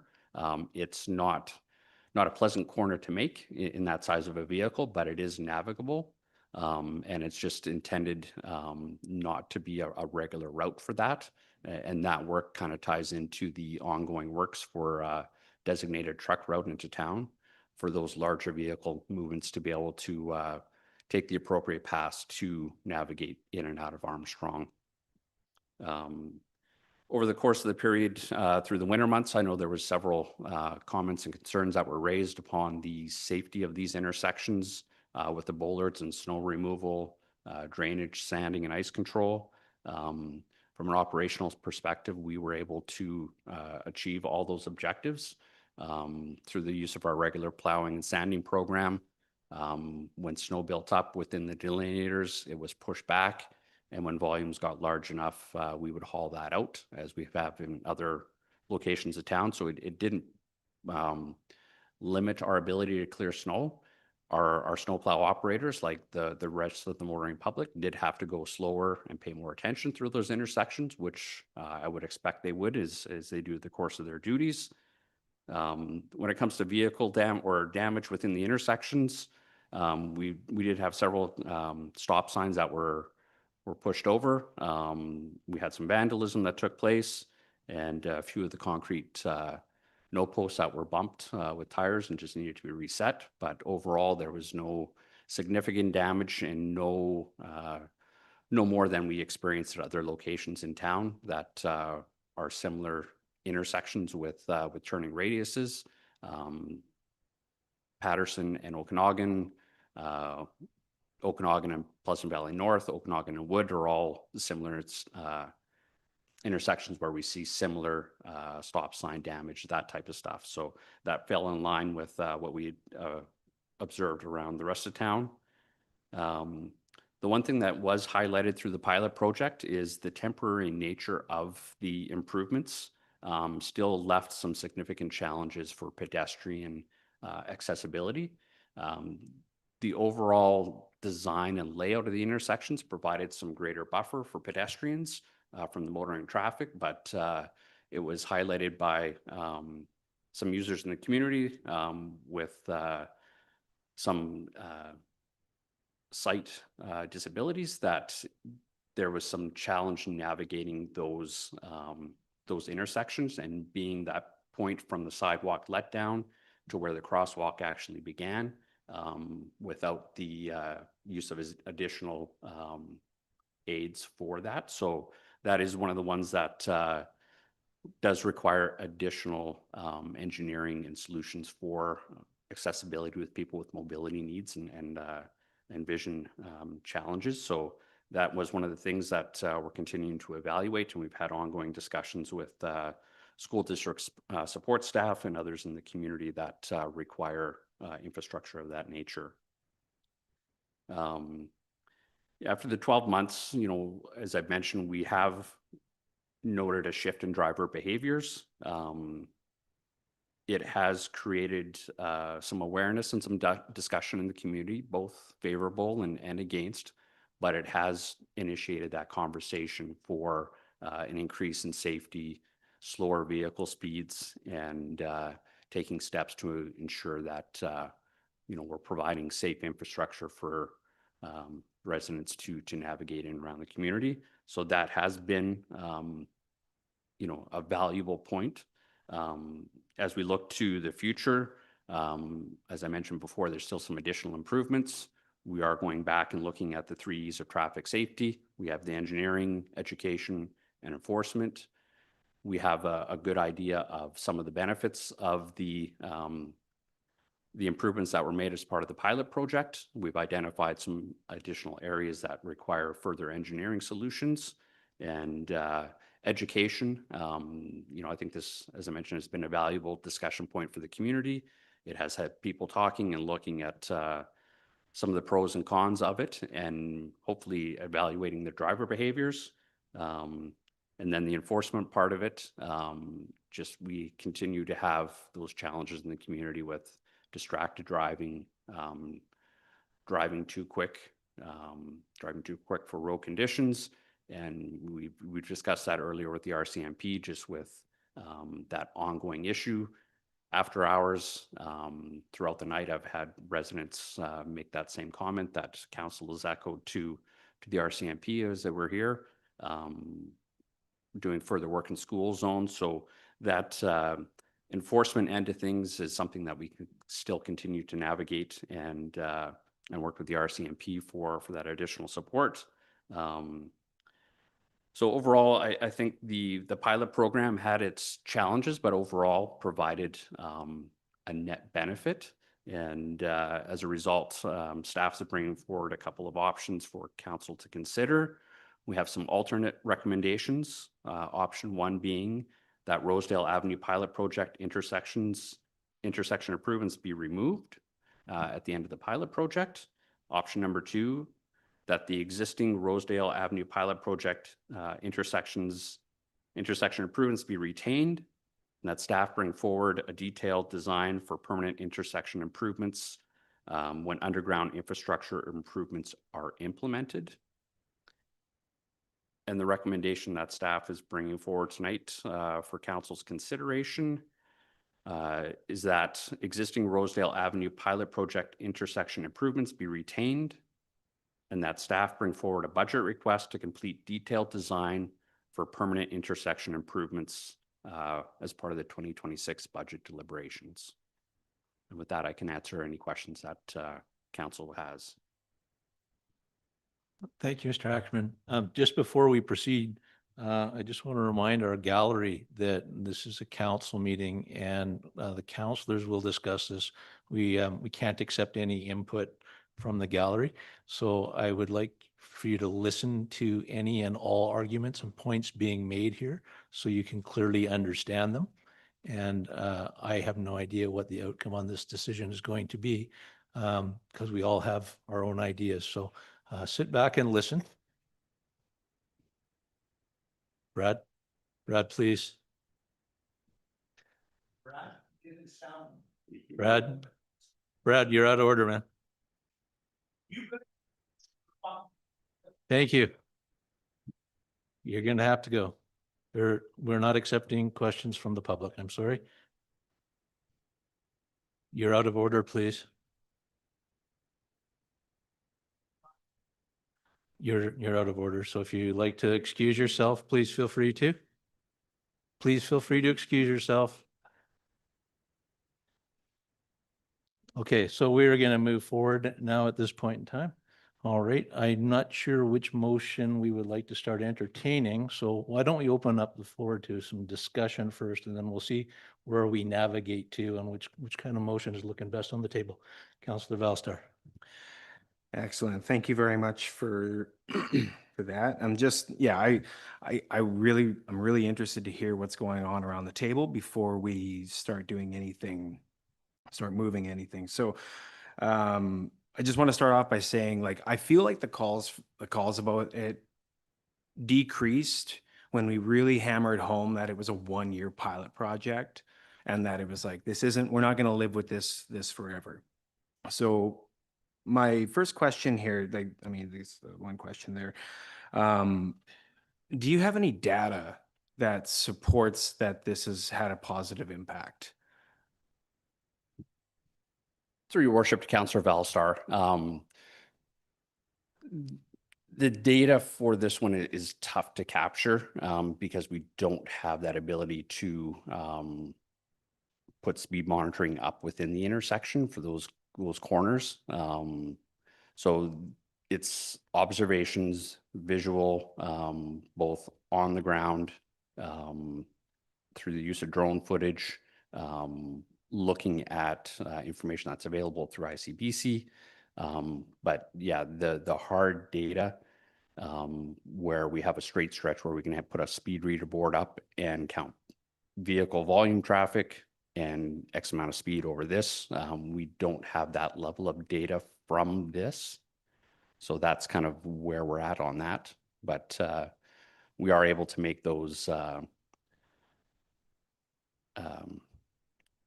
comments based upon the ongoing review of that footage from early on in the process through to current standards and at various times of the day during school rush hours, off-peak hours, to get a good cross-section of that.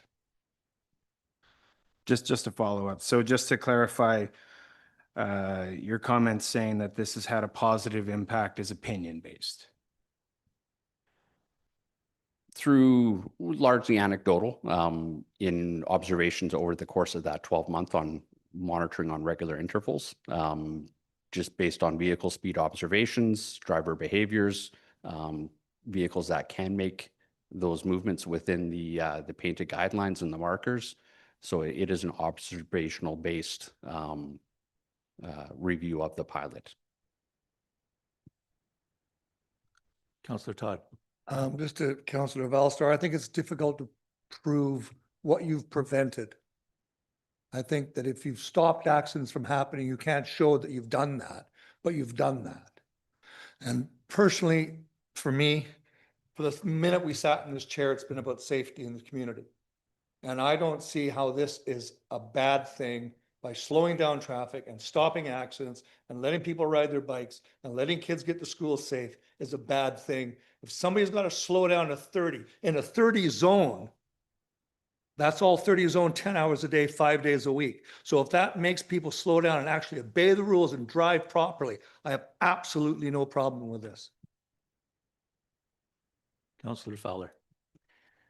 Yeah, so I just want to go back to the beginnings of why this was instigated. I hear comments that we're not listening to the people, but we're only doing this because we did listen to the people, and there were pedestrian accidents and there were accidents in intersections, and there is speeding that continues to go on. And our whole purpose of looking at these intersections was to slow down the traffic and increase public safety as far as using intersections and crosswalks are concerned, specifically around schools. I was not happy with the way that it started out when it was so constricted that I personally saw semis that could not get around there. Not just semis, there's also school buses, there's also fire trucks, there's all kinds of equipment and people that are using the roads that need to be able to get around those corners. In my mind, that increased the opportunity for more accidents. So once those corners were set back a bit and the tension was relieved, I have definitely found, I have not seen anybody having a problem.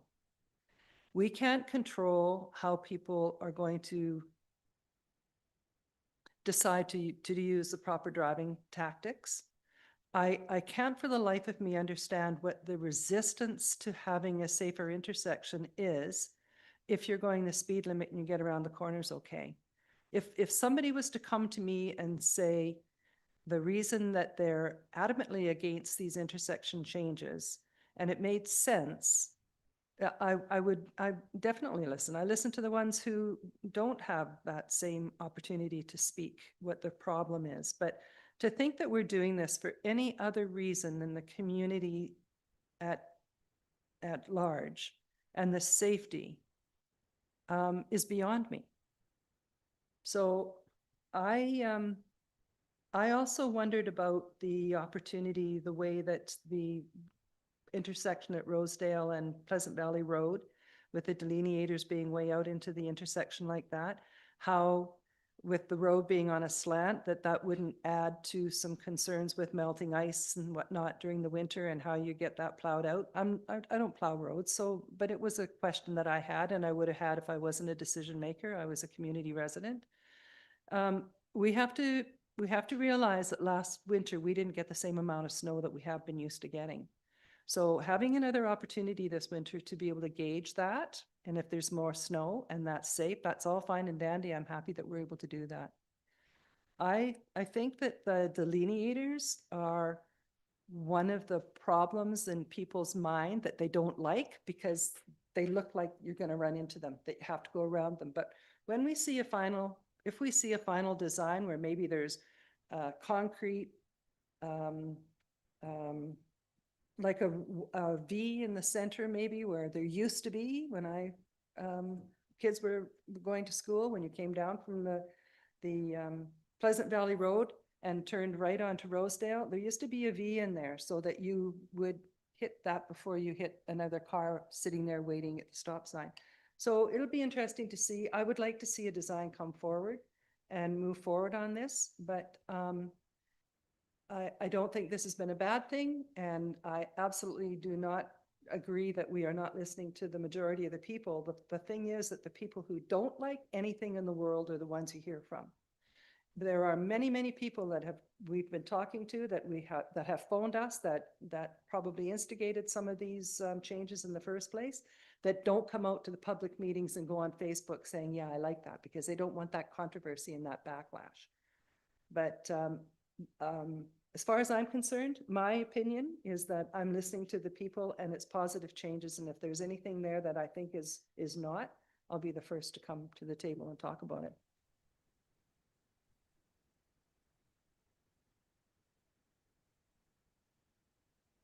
Councillor Velster. Thank you. Yeah, I definitely hear that.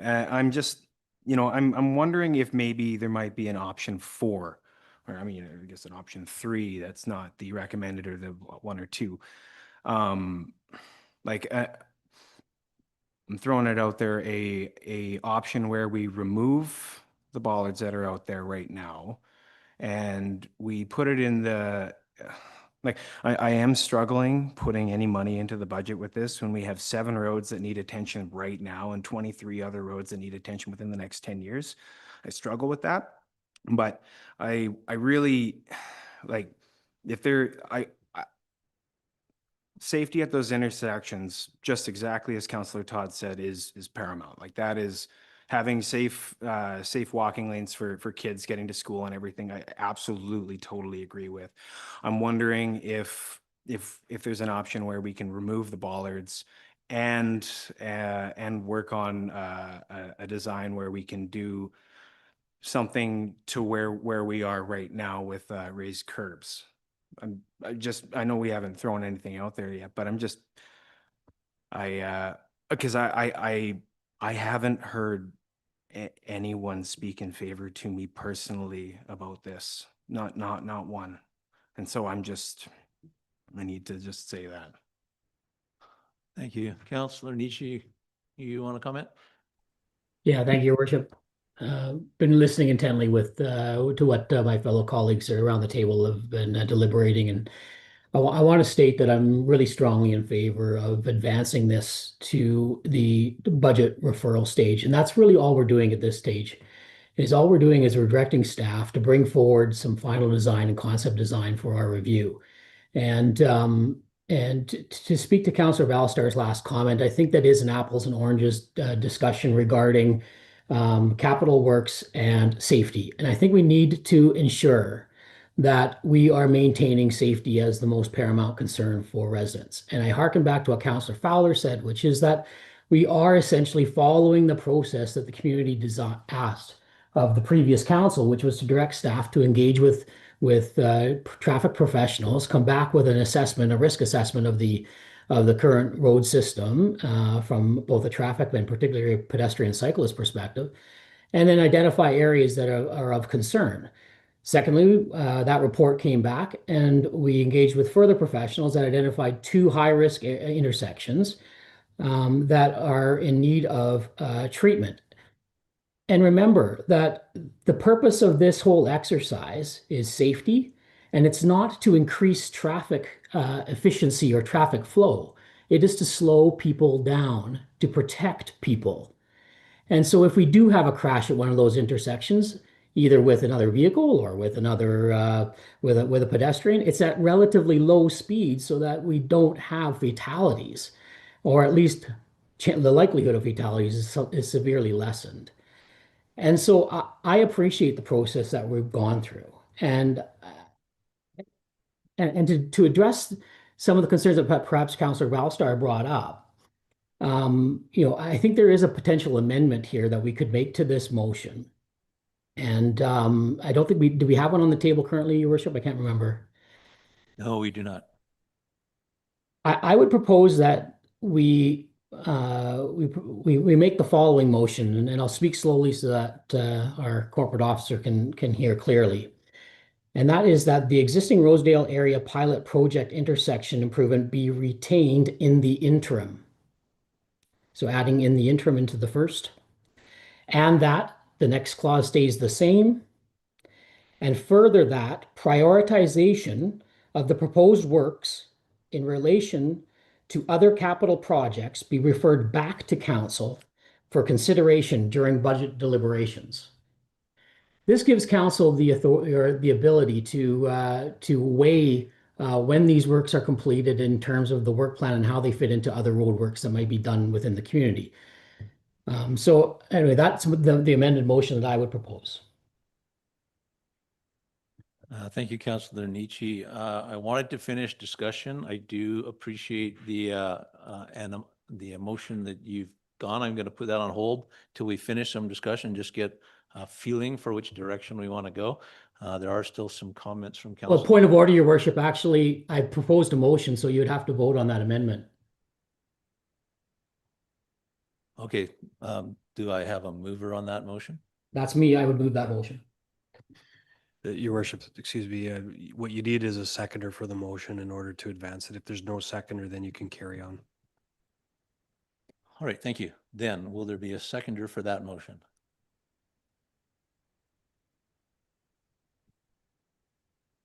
All right, we have a seconder, so we will carry on with questions. Well, Councillor Drapo, go ahead. Thank you, Your Worship.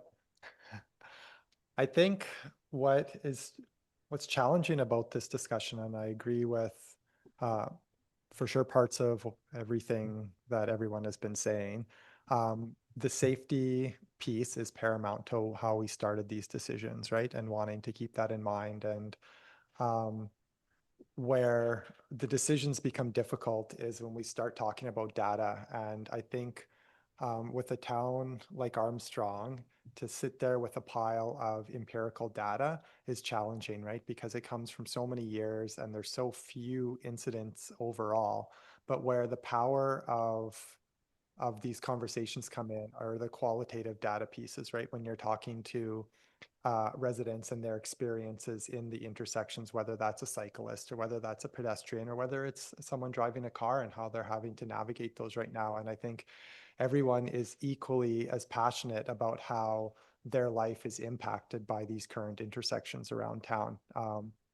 And so I think that's, for me, that's been the struggle, is listening to, like, through this whole journey, is listening to the safety concerns start out, and then listening to perceptions of intersections before people had to give them a try, and then listening to perceptions of people and experiences of people as they are actually navigating through them a year later, right? And still having that information coming to me as a counselor from all the same viewpoints that continue to come forward, right? And so I think where I lean is safety of people walking in those intersections. And I know it's not comfortable to drive in them, but I know from navigating those intersections on a daily basis, not in a car, is that I feel safer traveling them. And so I know, like, from that personal experience, and I know that's a limited experience of one for me,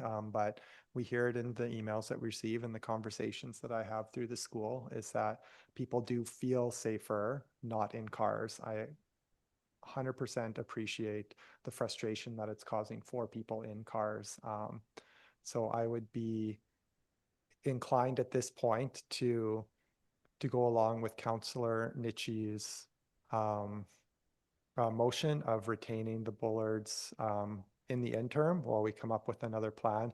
I do struggle on spending money even in the design phase for this. I feel like there's other safety pedestrian issues that we need to address in town, and I think, like, I would rather spend that design money on actually increasing the safety of those other places in town that we need to, at crosswalks in particular. So I don't know if there's a chance to use grant money or something through the design process. So again, we're not spending, and I hear the argument that it's all provincial money and it's all taxpayer money, and yes, but we can control what we can control. The grant money is already allocated in there, and so if we can take advantage of it as the city of Armstrong, that's fantastic. So I would be more inclined, when it comes through to budget deliberations, to be voting in favor of allocating money to design work if it was through grant funding rather than our local taxation. But again, for me, it's about safety of people navigating those, not in vehicles. Thank you. Go ahead, but I got a long list. Thank you, Your Worship. So yeah, my opinion or my thoughts are along the lines of several other councillors here, that safety is a driver for me. I've attended accident scenes at different intersections throughout the community, at different intersections, which echoes a lot of what Councillor Drop was saying. Is my experiences is in other areas where I would like to see improvements as well. I am curious, when we're talking about qualitative data, I think that was a good introduction, I've heard some comments about stakeholder engagements with the school district, but in the last meeting, I brought up concerns about stakeholder engagement, perhaps with the fire department, emergency response with ambulance, police, the school bus drivers. I recognize that we're a small staff. We don't necessarily have the opportunity to meet and to have those deep discussions, but I'm curious if there was any of those discussions, or what feedback you might have had. Through your worship, we've had some discussions. Like I say, we've engaged with the school district, stemming out of one of the support staff members with students with visual impairment coming forward with some questions and concerns and wanting to have some input. Based upon our last meeting we had with Interior Health and the traffic engineer in January, we did have some conversations through the traffic engineer with the fire department, and started that process. There is still probably some more work left to do on that, but yeah, there is, if we were to move to a detailed design component, some additional consultation that would take place with that. Just to follow up, Thank you. I think for me to be comfortable with moving ahead with anything, I would want to see all of those stakeholder discussions with the school district, bus drivers. I've heard feedback from them, just understanding navigating those corners. Ambulance makes regular movements through there to attend houses. And then I think for me, the last thing I want to do is to handcuff myself without a designated truck route.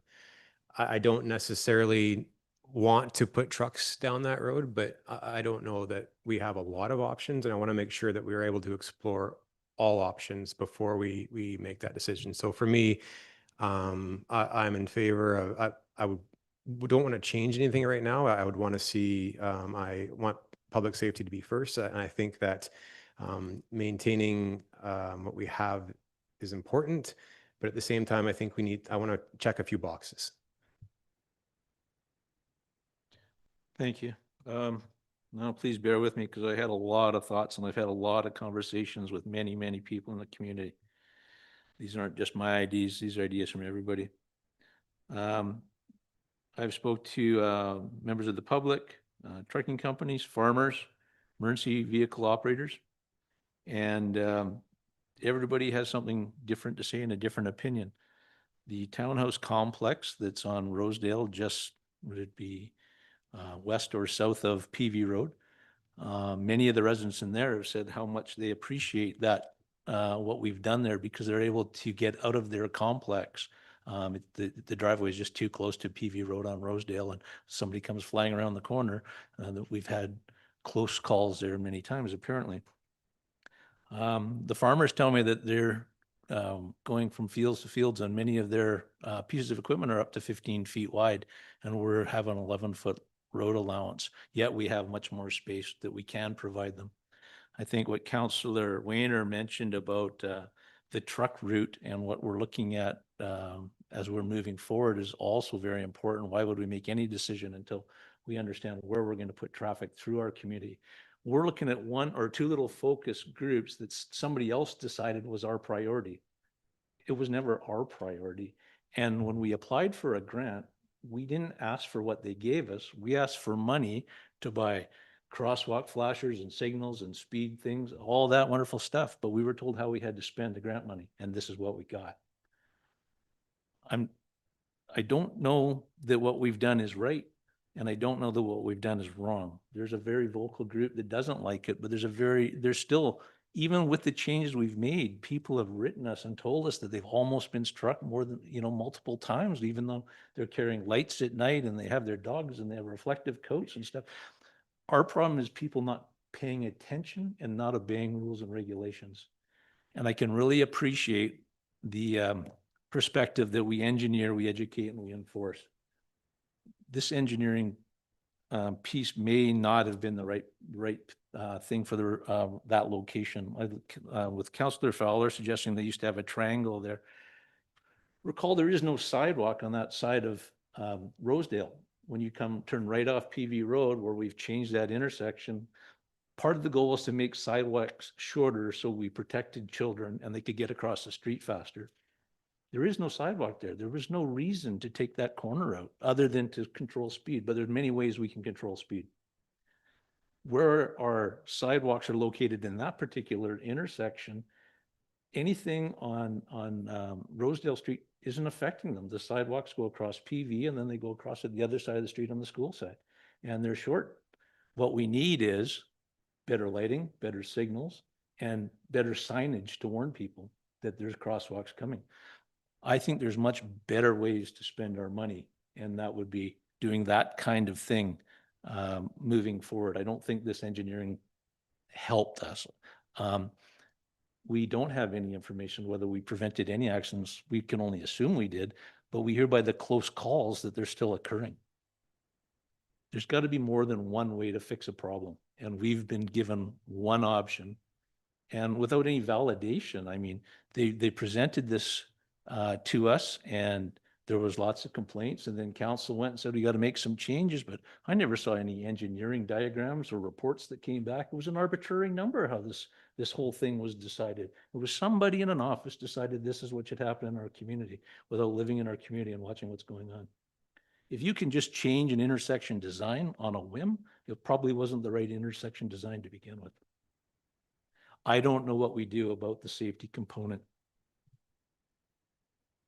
I sat there again this morning, as I have many times, looking at traffic, and I look at traffic on PV and I look at truck routes, and I got lots of time to kill. And as I was there this morning, I watched more than 50 cars go by. And out of those 50 cars, more than half of them were doing well over 50 kilometers an hour at 8:15 this morning. So that's prime in the school zone. I watched cars moving up Rosedale, and those vehicles were very few stopped. Now that's probably part of our insurance, but they were doing the California roll. But if you look, the stop sign set way up here and the stop line set way back here. So were they stopping here and then proceeding through? Who's to gauge? It doesn't line up. Our intersections don't line up. Our crosswalks don't line up. This is a much bigger problem to our whole community in these two intersections. And I think we need to address it as a whole, as part of our traffic management plan, as part of our truck routes. And I don't know that we can make any great decision today other than to work very, very hard to warn the public that we have these incidents occurring and they need to slow down.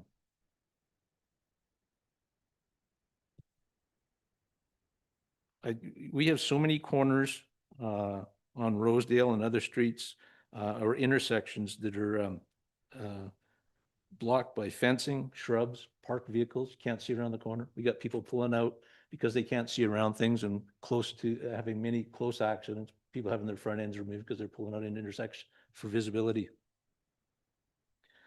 Like I say, we don't have crosswalks on all four corners of any of our intersections in our community. Why are we changing 4 lanes for 2 crosswalks? It doesn't make any sense. I don't know what the answer is. I know we need a solution. I think the whole thing needs to go back to the drawing board. I think we need more options. There's got to be a path where the public's happy and where it provides safety to the community. We're looking at some major changes as we're doing our downtown revitalization. That's one of the biggest concerns, is the intersection where the police station is, our 5-way stops and 6-way stops. That's the next one we're going to have to engineer. I think we need to look at it as a bigger holistic picture for our town. And I agree with what Councillor Weiner says, is that we need to have some focus groups to work with us to identify the needs of the community and the needs of the people using the road. And what we can do in the meantime, hopefully, is invest in some reader boards, some better crossing signals, some better lighting, and see how we engineer our way out of this. But I don't think this is the fix. That's my 2 cents worth. Anybody else?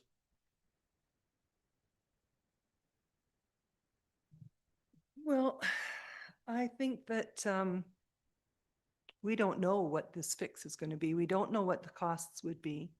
We have things pretty well set up where it may be identifying the crosswalks better and having, we've got no posts out there right now, but I would like to see what we're talking about. We don't even know how much money we're talking about to make those 2 intersections safer. If it's just putting down, nothing's going to be just about these things, but we don't know what we're talking about as far as the cost is concerned, and we're not going to know that unless we we follow this step. And getting the costs doesn't mean we're going to do it, but it gives us a better idea of how to make a decision based on all the information and the facts. So to worry about how much it's going to cost instead of doing something down maybe on Highland Park Road, well, what are we comparing here? We have 2 intersections that have been a concern. We have traffic that goes way too fast there, coming off of Pleasant Valley onto Rosedale. It's a very busy road. I'd like to see what the costs would be to improve it. That may be better lighting. That may be some way to delineate the crosswalks. I don't know. So what are we basing the question on, and what are we basing the answer on? I agree with your comment. I think that's the overall question, but I can let Councillor Weiner comment. Thank you, Your Worship. And for me, getting those numbers, the concern that I have is if there's a slight adjustment that needs to be made for a stakeholder, I want to make sure that we do that early on as part of the design phase. And it sounds like we can incorporate that. I don't know if we need to add that to the motion or not, but I want to make sure that those pieces are those discussions are had. So if a slight adjustment is needed for a specific key group that uses that area, that those are made so we can incorporate that into the budgeting costs. And the other one, which maybe Brad can touch on whether or not it's how big of an issue it might be, is the designated truck route. If that was to be incorporated in it, I don't know what would happen, and if that's a redesign and now we're talking about more money. So that's probably the bigger concern, but I don't know if Brad had a comment on that or not. Sorry, through your worship, could you just repeat that last? Yeah, so my concern is that we haven't set our designated truck routes, and I recognize we don't want to put trucks down residential areas, but we don't have a ton of options, and we haven't necessarily heard back from everybody. If we had to use that route and we go through the planning process and budgeting process, my concern is that it would be almost a redesign, or it would change that process if it needed to be incorporated. So is that a legitimate concern, or would the trucks be able to navigate that? Through your worship, so the anticipated improvements based upon the findings of the pilot project would move towards a high back and roll to curb configuration, so a mountable curb. And you see these in a number of communities. Vernon, by example, by Polson Park at the intersection has the 2 levels of curbs there, which are designed to allow truck movements through there. You'll see more and more of that in a number of communities and in future works here, more than likely. What that does do is removes that visual aesthetic of the delineators, which are not fantastic, but the high back curb and that rollback curb allowing that space for trucks to navigate through there.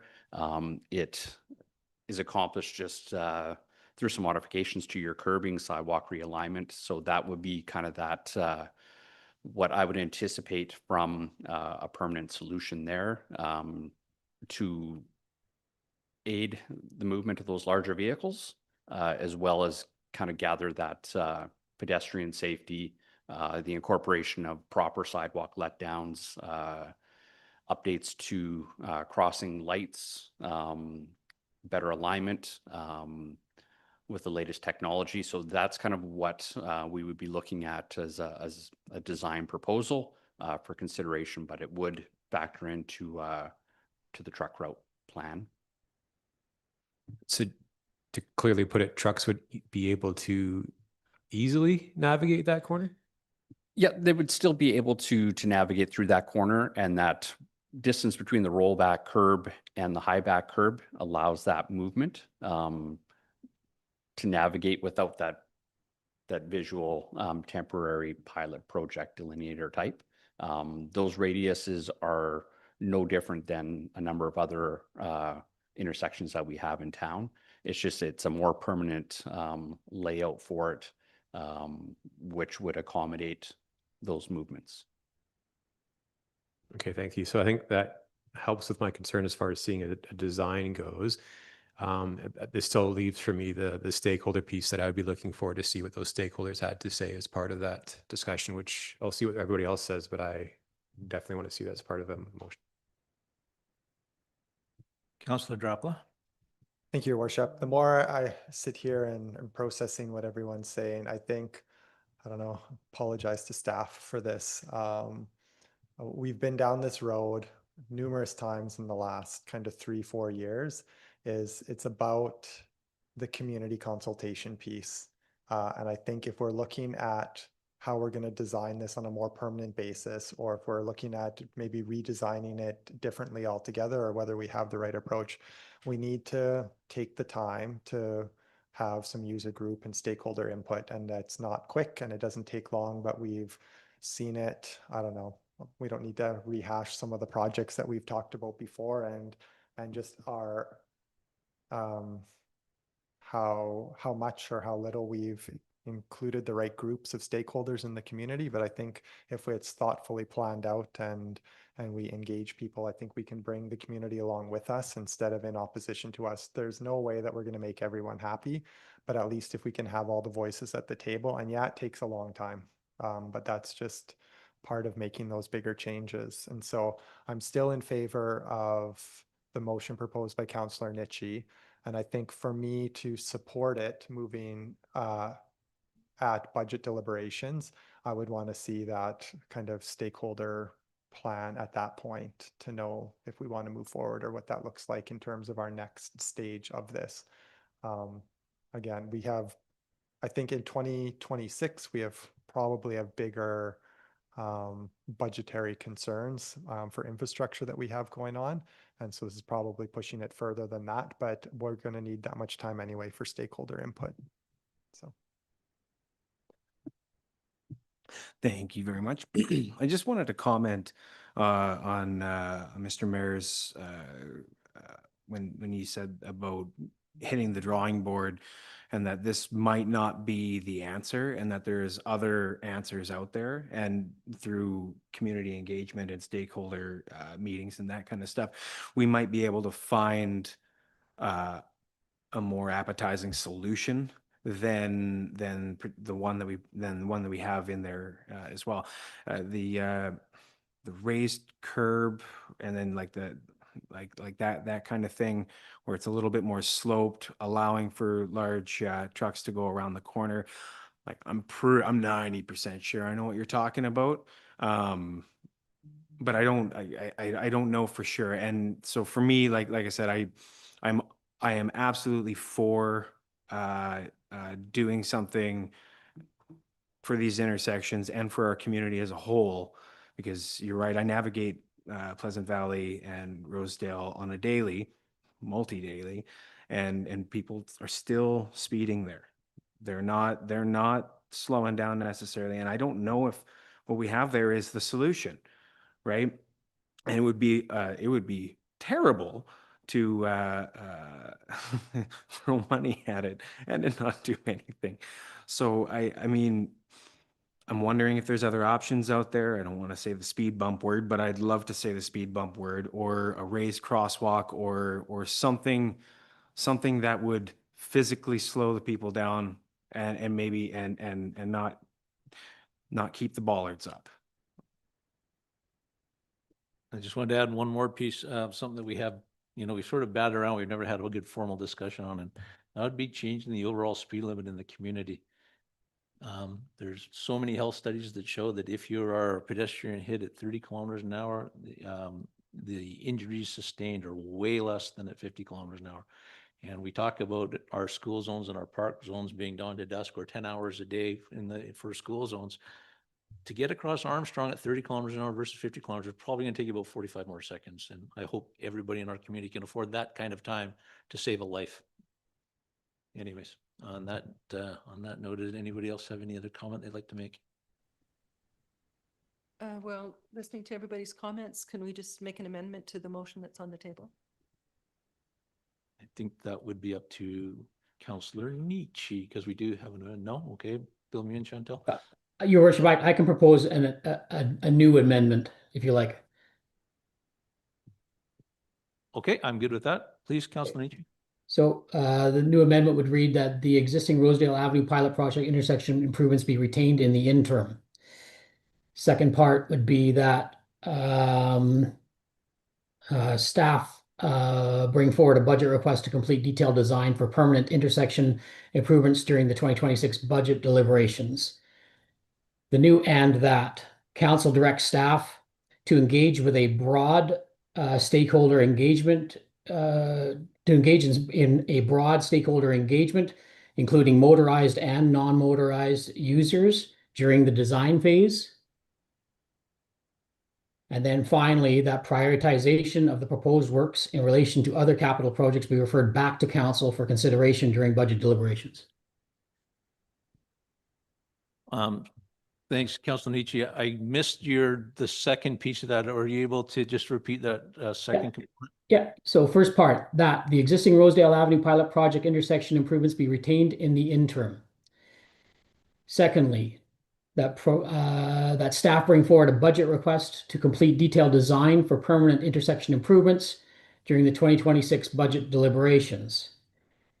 And that council directs staff to engage with a broad stakeholder engagement group, including motorized and non-motorized users during the design phase. And then finally, and further that, prioritization of the proposed works in relation to other capital projects be referred back to council for consideration during budget deliberations. Thank you very much, Councilor Nietzsche. It is seconded by Councilor Todd.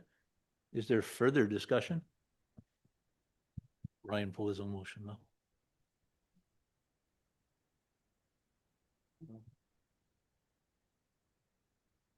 Thank you, Your Worship. Councillor Fowler is absolutely correct. There was a motion on the floor. If you were agreeable to the friendly amendment to add the third piece, we can do that.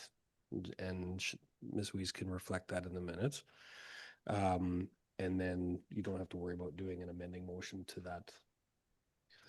Okay. Great. Thank you, Councillor Fowler. Yep.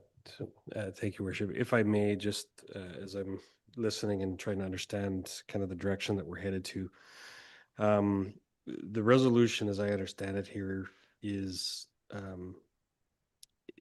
from an operational perspective is a bit challenging. And what I mean by that is the intention to bring forward the request to complete a detailed design would essentially cover the costs to do that exercise.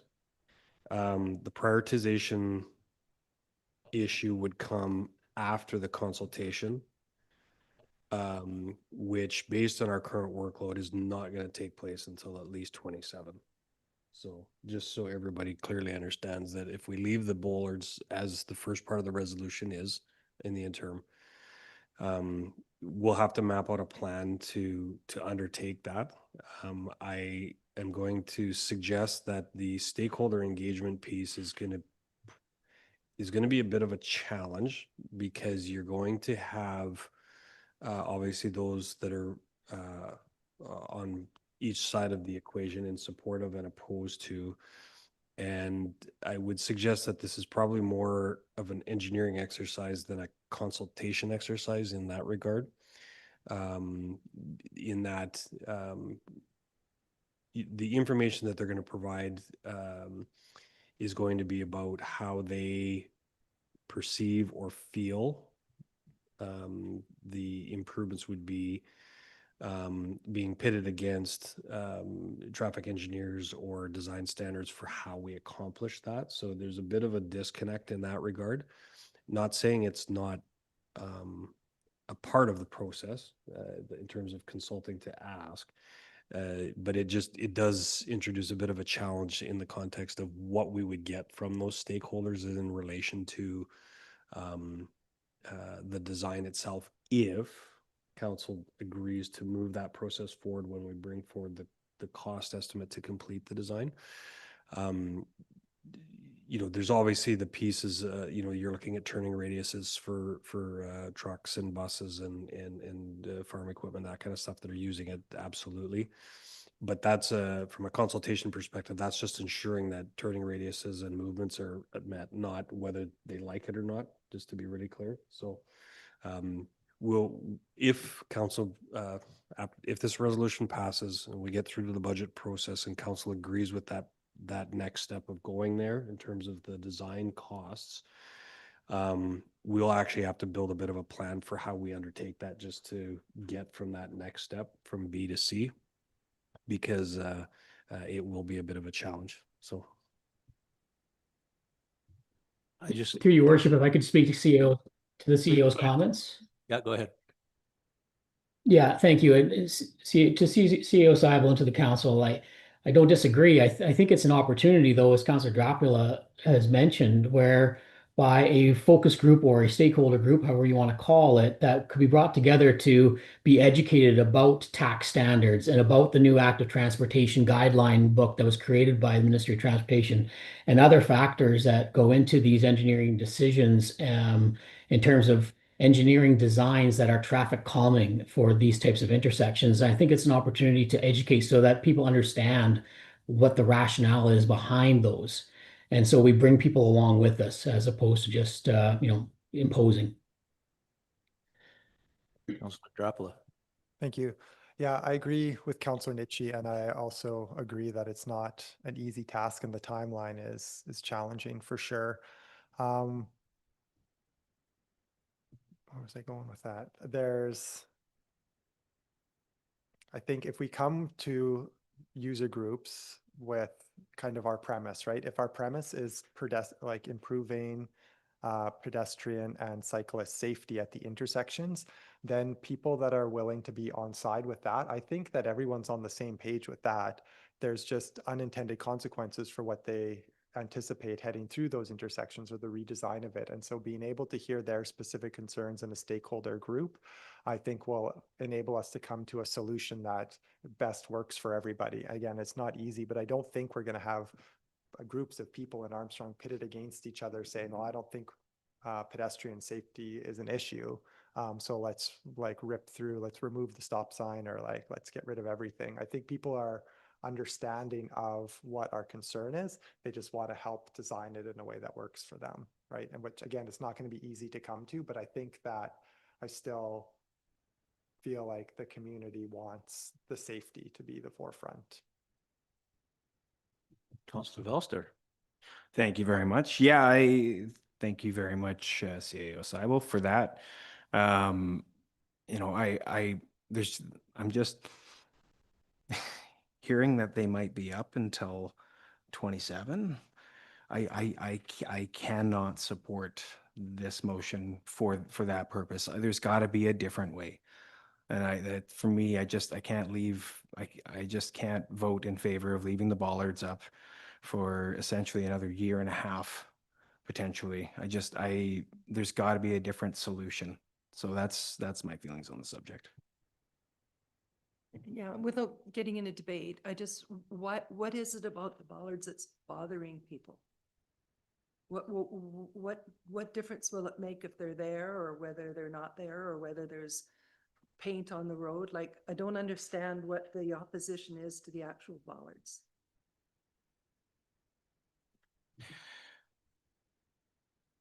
So just to respond to that, I've spoken with a fair amount of community members. A lot of them find them distracting. They are not, it's a visual impedance, like for in the intersection. Obviously it's a change to their regular everyday life.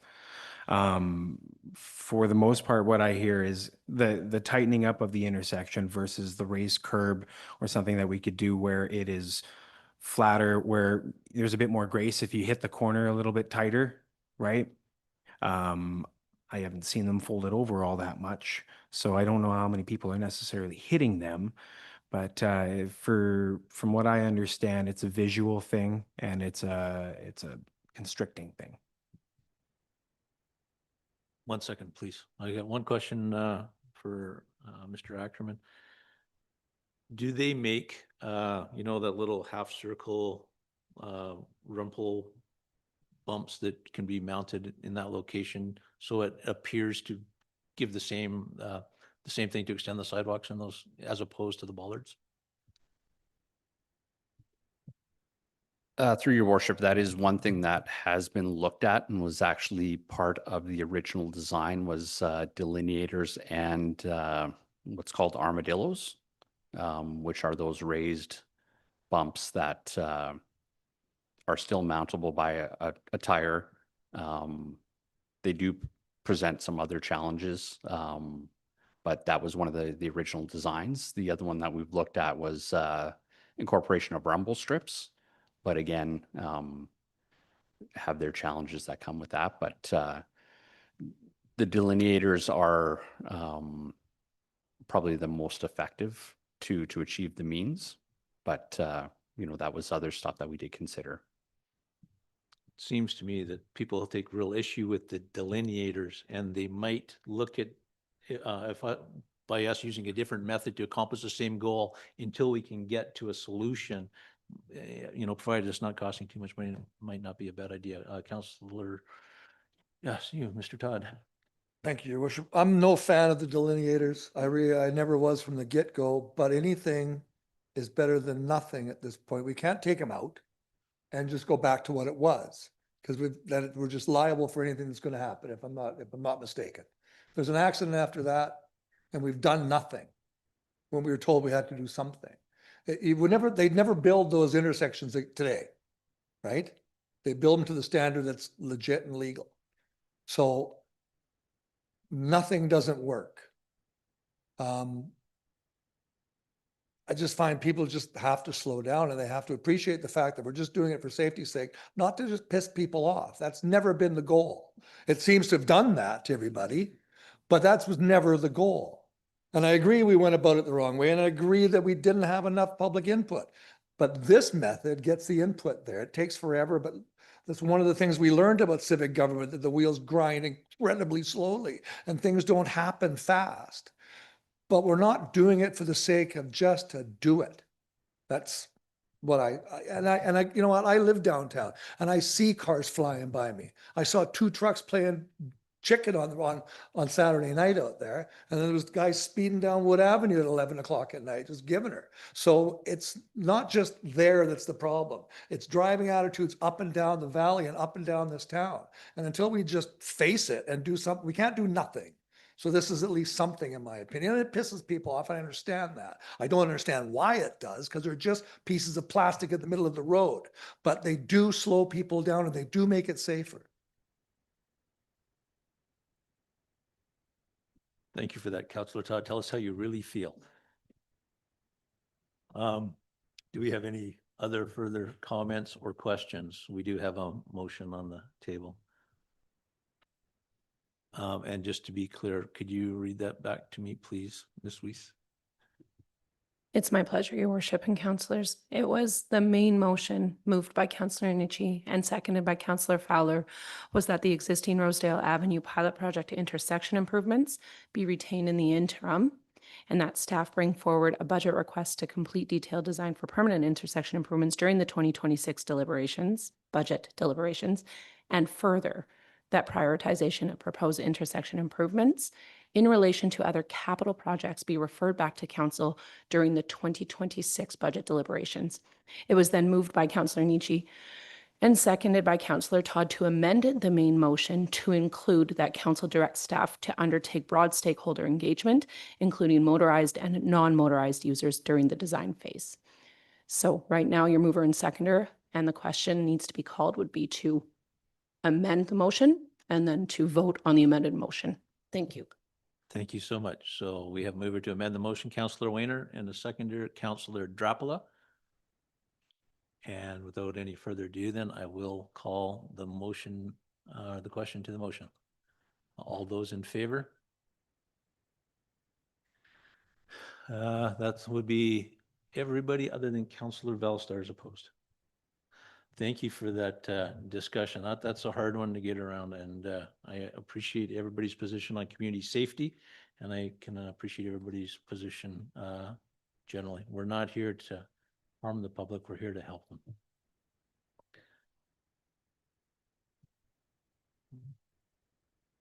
Next is Article 6.1 under bylaws, the Land Sale Reserve Fund bylaw number 1945-2025, reported by our Chief Financial Officer, Mr. Martins.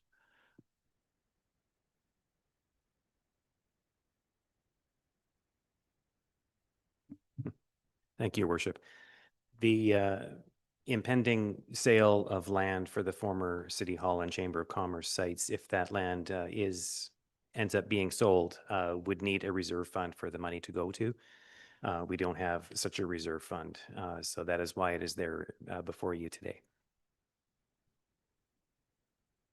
Thank you. Pretty self-explanatory. So that the Land Sale Reserve Fund established bylaw number 1945-2025 be given the first 3 readings by title only. Moved by Councillor Weiner, seconder Councillor Valstar. Any questions?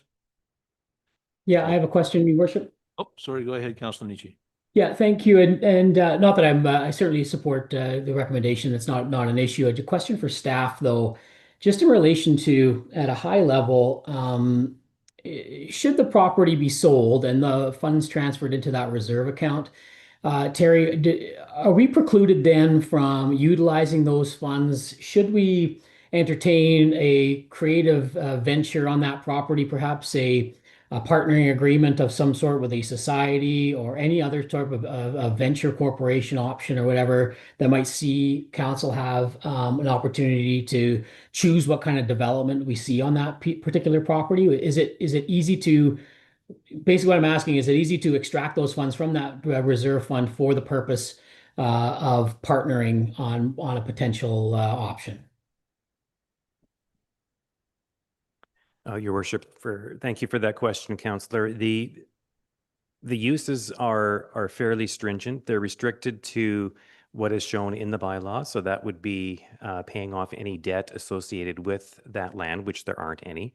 The other option is any capital purpose. So what you're referring to resembles more of an operating purpose, and it would be, we would have to stipulate that capital only. It would have to be very obviously capital, otherwise it's just not allowed to be used.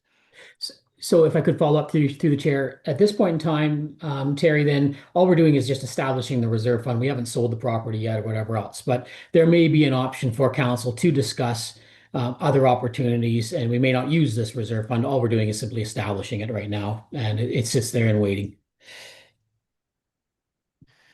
Thank you, Worship. To answer your question, Councillor Ditchy, that's absolutely correct. This is a statutorily required bylaw that we have to have that needs to be set up. To the specific question of the potential of a partnership or otherwise on the site, if we, for example, entered into a 3P arrangement with somebody to build something there and our contribution to that was the site, there's different ways you can work through that. This particular reserve is that if you actually get cash for this, we have to put it there. So there is the potential for us to work out an arrangement if we went through an expression of interest, is what we talked about the last time this was brought forward in terms of the former City Hall site. So we'll cross that bridge once we get the abatement assessments completed and the direction for council going forward. Thank you. Great. Any further question? Seeing none, I'll call the vote. All those in favor? And that will be carried. Next, under correspondence, we have a request for consideration, a letter from the Okanagan Basin Water Board regarding long-term milfoil control supervisor. The motion that council directs staff to prepare a letter of recognition for Mr. Field to be signed by the mayor and forward to the Okanagan Basin Water Board. Do we have a mover for that? Councillor Fowler, thank you. Councillor Valstar. Was there any question regarding that one? Seeing none, I will call the vote. All those in favor? And that will be carried. Next, 7.2, the Regional District North Okanagan letter for council consideration regarding the infrastructure capacity challenges. I'm going to ask Councillor Fowler if you'd like to just speak to that quickly. I'll put you on the spot. Yeah, okay. So so you can see from the attachments that this letter is in response to a letter that was in response to a letter that was in response. It was forwarded to the Regional Growth Management for consultation, because that's where we try to do all of the things that come under the umbrella of the region. Excuse me, picked a really bad time. So what's going on here is that we started out with a letter with Ravi Kalan. We responded to that letter. We then had a response from Christine Minister, isn't it? Christine Boyle. And the letter that came back to us kind of was, well, why do you need more money for infrastructure? We've been giving you a lot of money already, and they made a list of it. So some of the concerns that came up at the Regional Growth Management was, yes, they've given us a lot of money into the region. Thank you so much. That vodka really helps. Thank you. You know, and you include the Bill 44 in this, where they're trying to get you kind of upbeated on building the new residences and whatnot. The concern that we had at the Regional Growth Management about this letter was the list of funding that has been given to different jurisdictions in the North Okanagan Regional District. But we're waiting on permits, and we're waiting to move forward and get these things done. In the meantime, one of them has been there like for 5 or 6 years. So the funding that particular one got over all this time, their costs have become so much higher. It's the same thing with what we're trying to do with some funding that arrived. The funding now has increased so much when you take the water filtration project that Greater Vernon is working on. That is way increased. It's the money is a fraction of what's required. So to be putting that pressure on all the residences in the North Okanagan in the province to come up with ways to pay for the infrastructure to go forward with building all these homes, and the province is mandating, and the changes in the zoning that would allow you to have more residences and whatnot on a certain piece of property. You know, all of those things combined, we just want to encourage any conversations that the jurisdictions have in responding to this letter that we've responded to that was in response. So that's why it's here. So everybody has an opportunity to give us some input. If there's anything that you don't see that has already been talked about, or another way to put the same thing, we would love to have it so that we can have a letter that's truly from all regions. So I take it staff's already reviewing that, and we'll come up with any input. We don't require a motion or anything untowards. Thank you, Worship. At this point, certainly as Councillor Fallow alluded to, there's been significant comments already provided to the regional district in terms of the back and forth with the letters. I think as it relates to the most recent resolution, they're just looking that the various CFOs provide some context as it relates to the actual numbers, meaning what the approximate infrastructure needs could be within their communities in relation to meeting the housing targets and the development that comes from that. So we can certainly just pass that information back to the regional district who's gathering it and putting it together. So we can certainly take care of that. That will go to the Regional Growth Management then, and then staff will help draw up a letter with all of the input that we have come forward. Thank you. Next, the Okanagan Basin Water Board, their November water report. We show that as received. I'm sure we've all perused that one. And would you like to? I got you lined up for the next one too. Okay. The Okanagan Basin Water Report, just wanted to bring to everyone's attention, it's $350,000 grant that's opened up. That's not a lot of money, but a couple of I think there's 4 points in there that they would like to focus on, and 2 of them I think kind of relate to things that we're trying to do in Armstrong. One being the climate-driven shifts in the hydrologic cycles, being the drought and the flooding, and how we can find ways to slow down the movement of water rushing through town and let it soak into the areas, those kinds of things. And also the other one is a critical need for resilient infrastructure planning and financing to secure the region's long-term water sustainability. One of the things that we've been talking about probably for 5 or 6 or 7 years is having an opportunity for that reservoir for extra capacity in case we need it. Fire flows or drought or whatever. I don't know that the $350,000 opportunity, I believe it's only $3,000 to maybe up to $30,000 that you can apply for, whether there's something there. But I just wanted to bring it forward and make sure that we don't bypass that opportunity if there's some smaller item that we could dip into that for, because we do pay into it. So. No. Please comment on Mr. Allen's, please. Oh, okay. So moving on then, you've all read the draft minute, or not the draft minutes, the minutes that came from the Sterile Insect Release Office.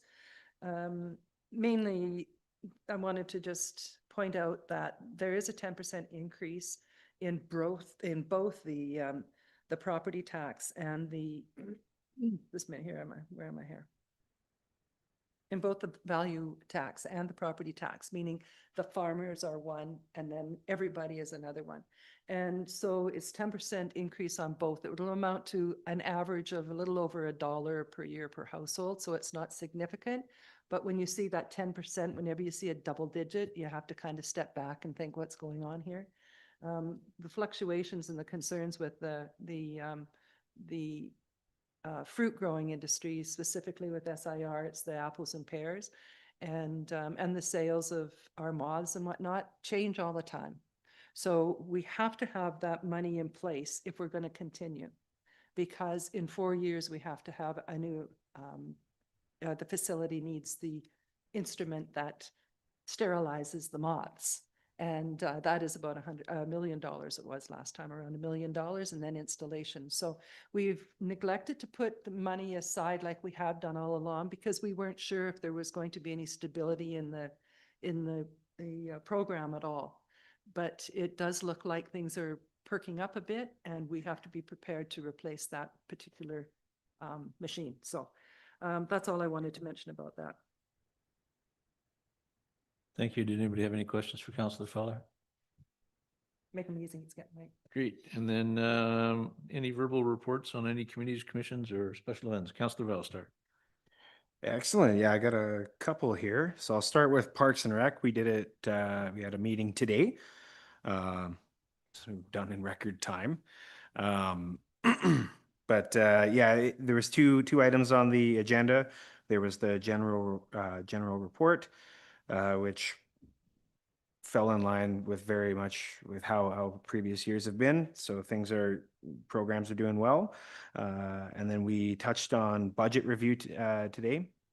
So I thought they took a bit of a different approach to doing the budget this year as to prior years, rather than just taking last year's budget and adding 3%. They evaluated it a little bit more and did it in a little bit more realistic of a fashion. So I feel pretty confident that what was brought forward today was a pretty good start.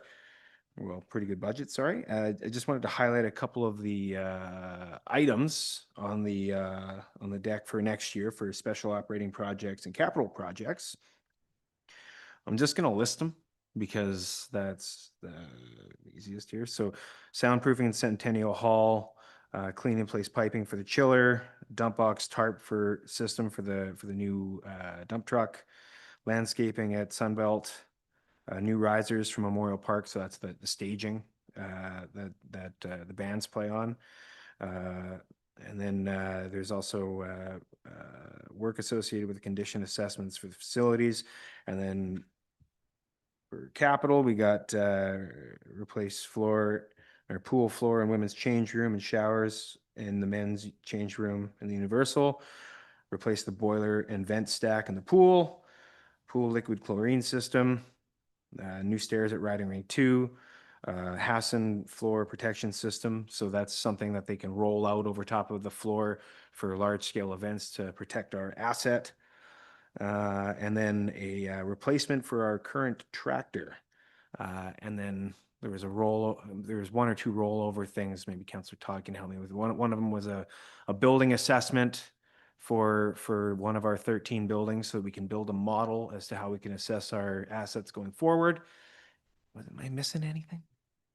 Oh, and the sound system. Yeah, that's right. The sound system at Sunbelt is something that they are looking at to make it so that during the ice hockey games and lacrosse games, it's easier for the announcers to be heard. Any questions on Parks and Rec? Thank you, Your Worship. Unrelated to the budget, I was just curious. So I was listening to a parent yesterday, and looking at the paper about the use of pools and how Salmon Arm was considering increasing their rates for pool user fees. Kelowna was considering it as well, and Vernon has already implemented it. I'm not sure where Salmon Arm and Kelowna are at this point, but my feeling is once that's established, it'll be established that the opportunity to say anything about it is it might be now if it's not too late already. I was just curious, is that something that Parks and Rec might be, maybe aware of or considering, or is that something that it's more of a us issue as a city? Thank you. So as far as the rates go, like for what we're charging for the pool, is that they're correct or? So so there's our pool, which we're not charging reciprocal rates for. We're not charging increased rates for. My concern is originally Parks and Rec was looking at sending letters, I believe, to Vernon or something along those lines.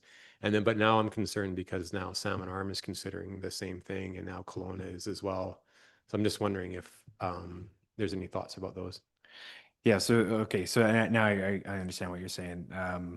I believe it's been talked about for probably like 2 or 3 meetings at this point, and ultimately it's just a Vernon at this point, and our original letter that we sent was not responded to, and I believe we sent a follow-up letter too, which was also not responded to. I guess maybe just raising the point that maybe we to consider the early options of Salmon Arm and Kelowna before those ones are taken into consideration. I'll write it down. Anybody else have something they'd like to report on? Come on. Oh, good. Sorry, Jess, I thought you were done. Cool, thank you. Yeah, that was Parks and Rec, and then the other one is Rail Trail. I've got some pretty extensive notes here, but we also have another person who's very involved, which can fill in whatever gaps I've missed here, but I think I got it all this time. Okay, so Community Futures is taking on a small project to provide workshops to businesses associated with the rail trail contributors.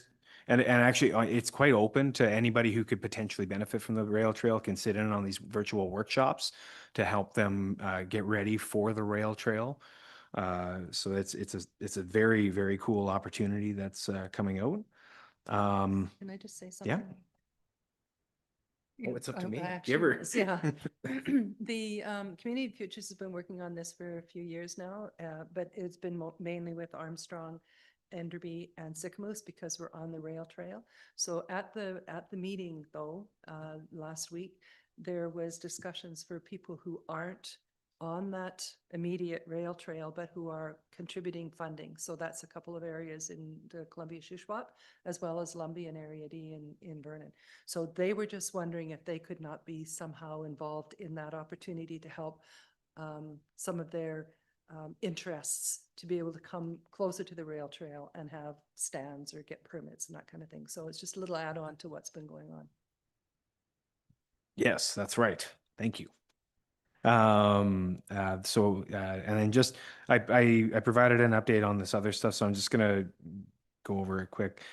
So the funding is currently in place to complete from kilometer 0 up to kilometer 42.6, which is Stepney Crossroad. So that's where it would cross the highway. We got a favorable. I don't know what you would call it, a callback from the ALC about the easements. Basically, they said as long as we provide farmers access to their land, honor what's there, provide them options such as like a free permit, an easement, which is a cost to them option. As long as we provide access to the farmers, that we can go ahead and get it done. Good. Okay, good. Thank you. We've been granted to go ahead and approve, or we've been approved to go ahead and build the trail. I said it into the mic so Ryan can hear. You're welcome, Ryan. Construction is definitely next year.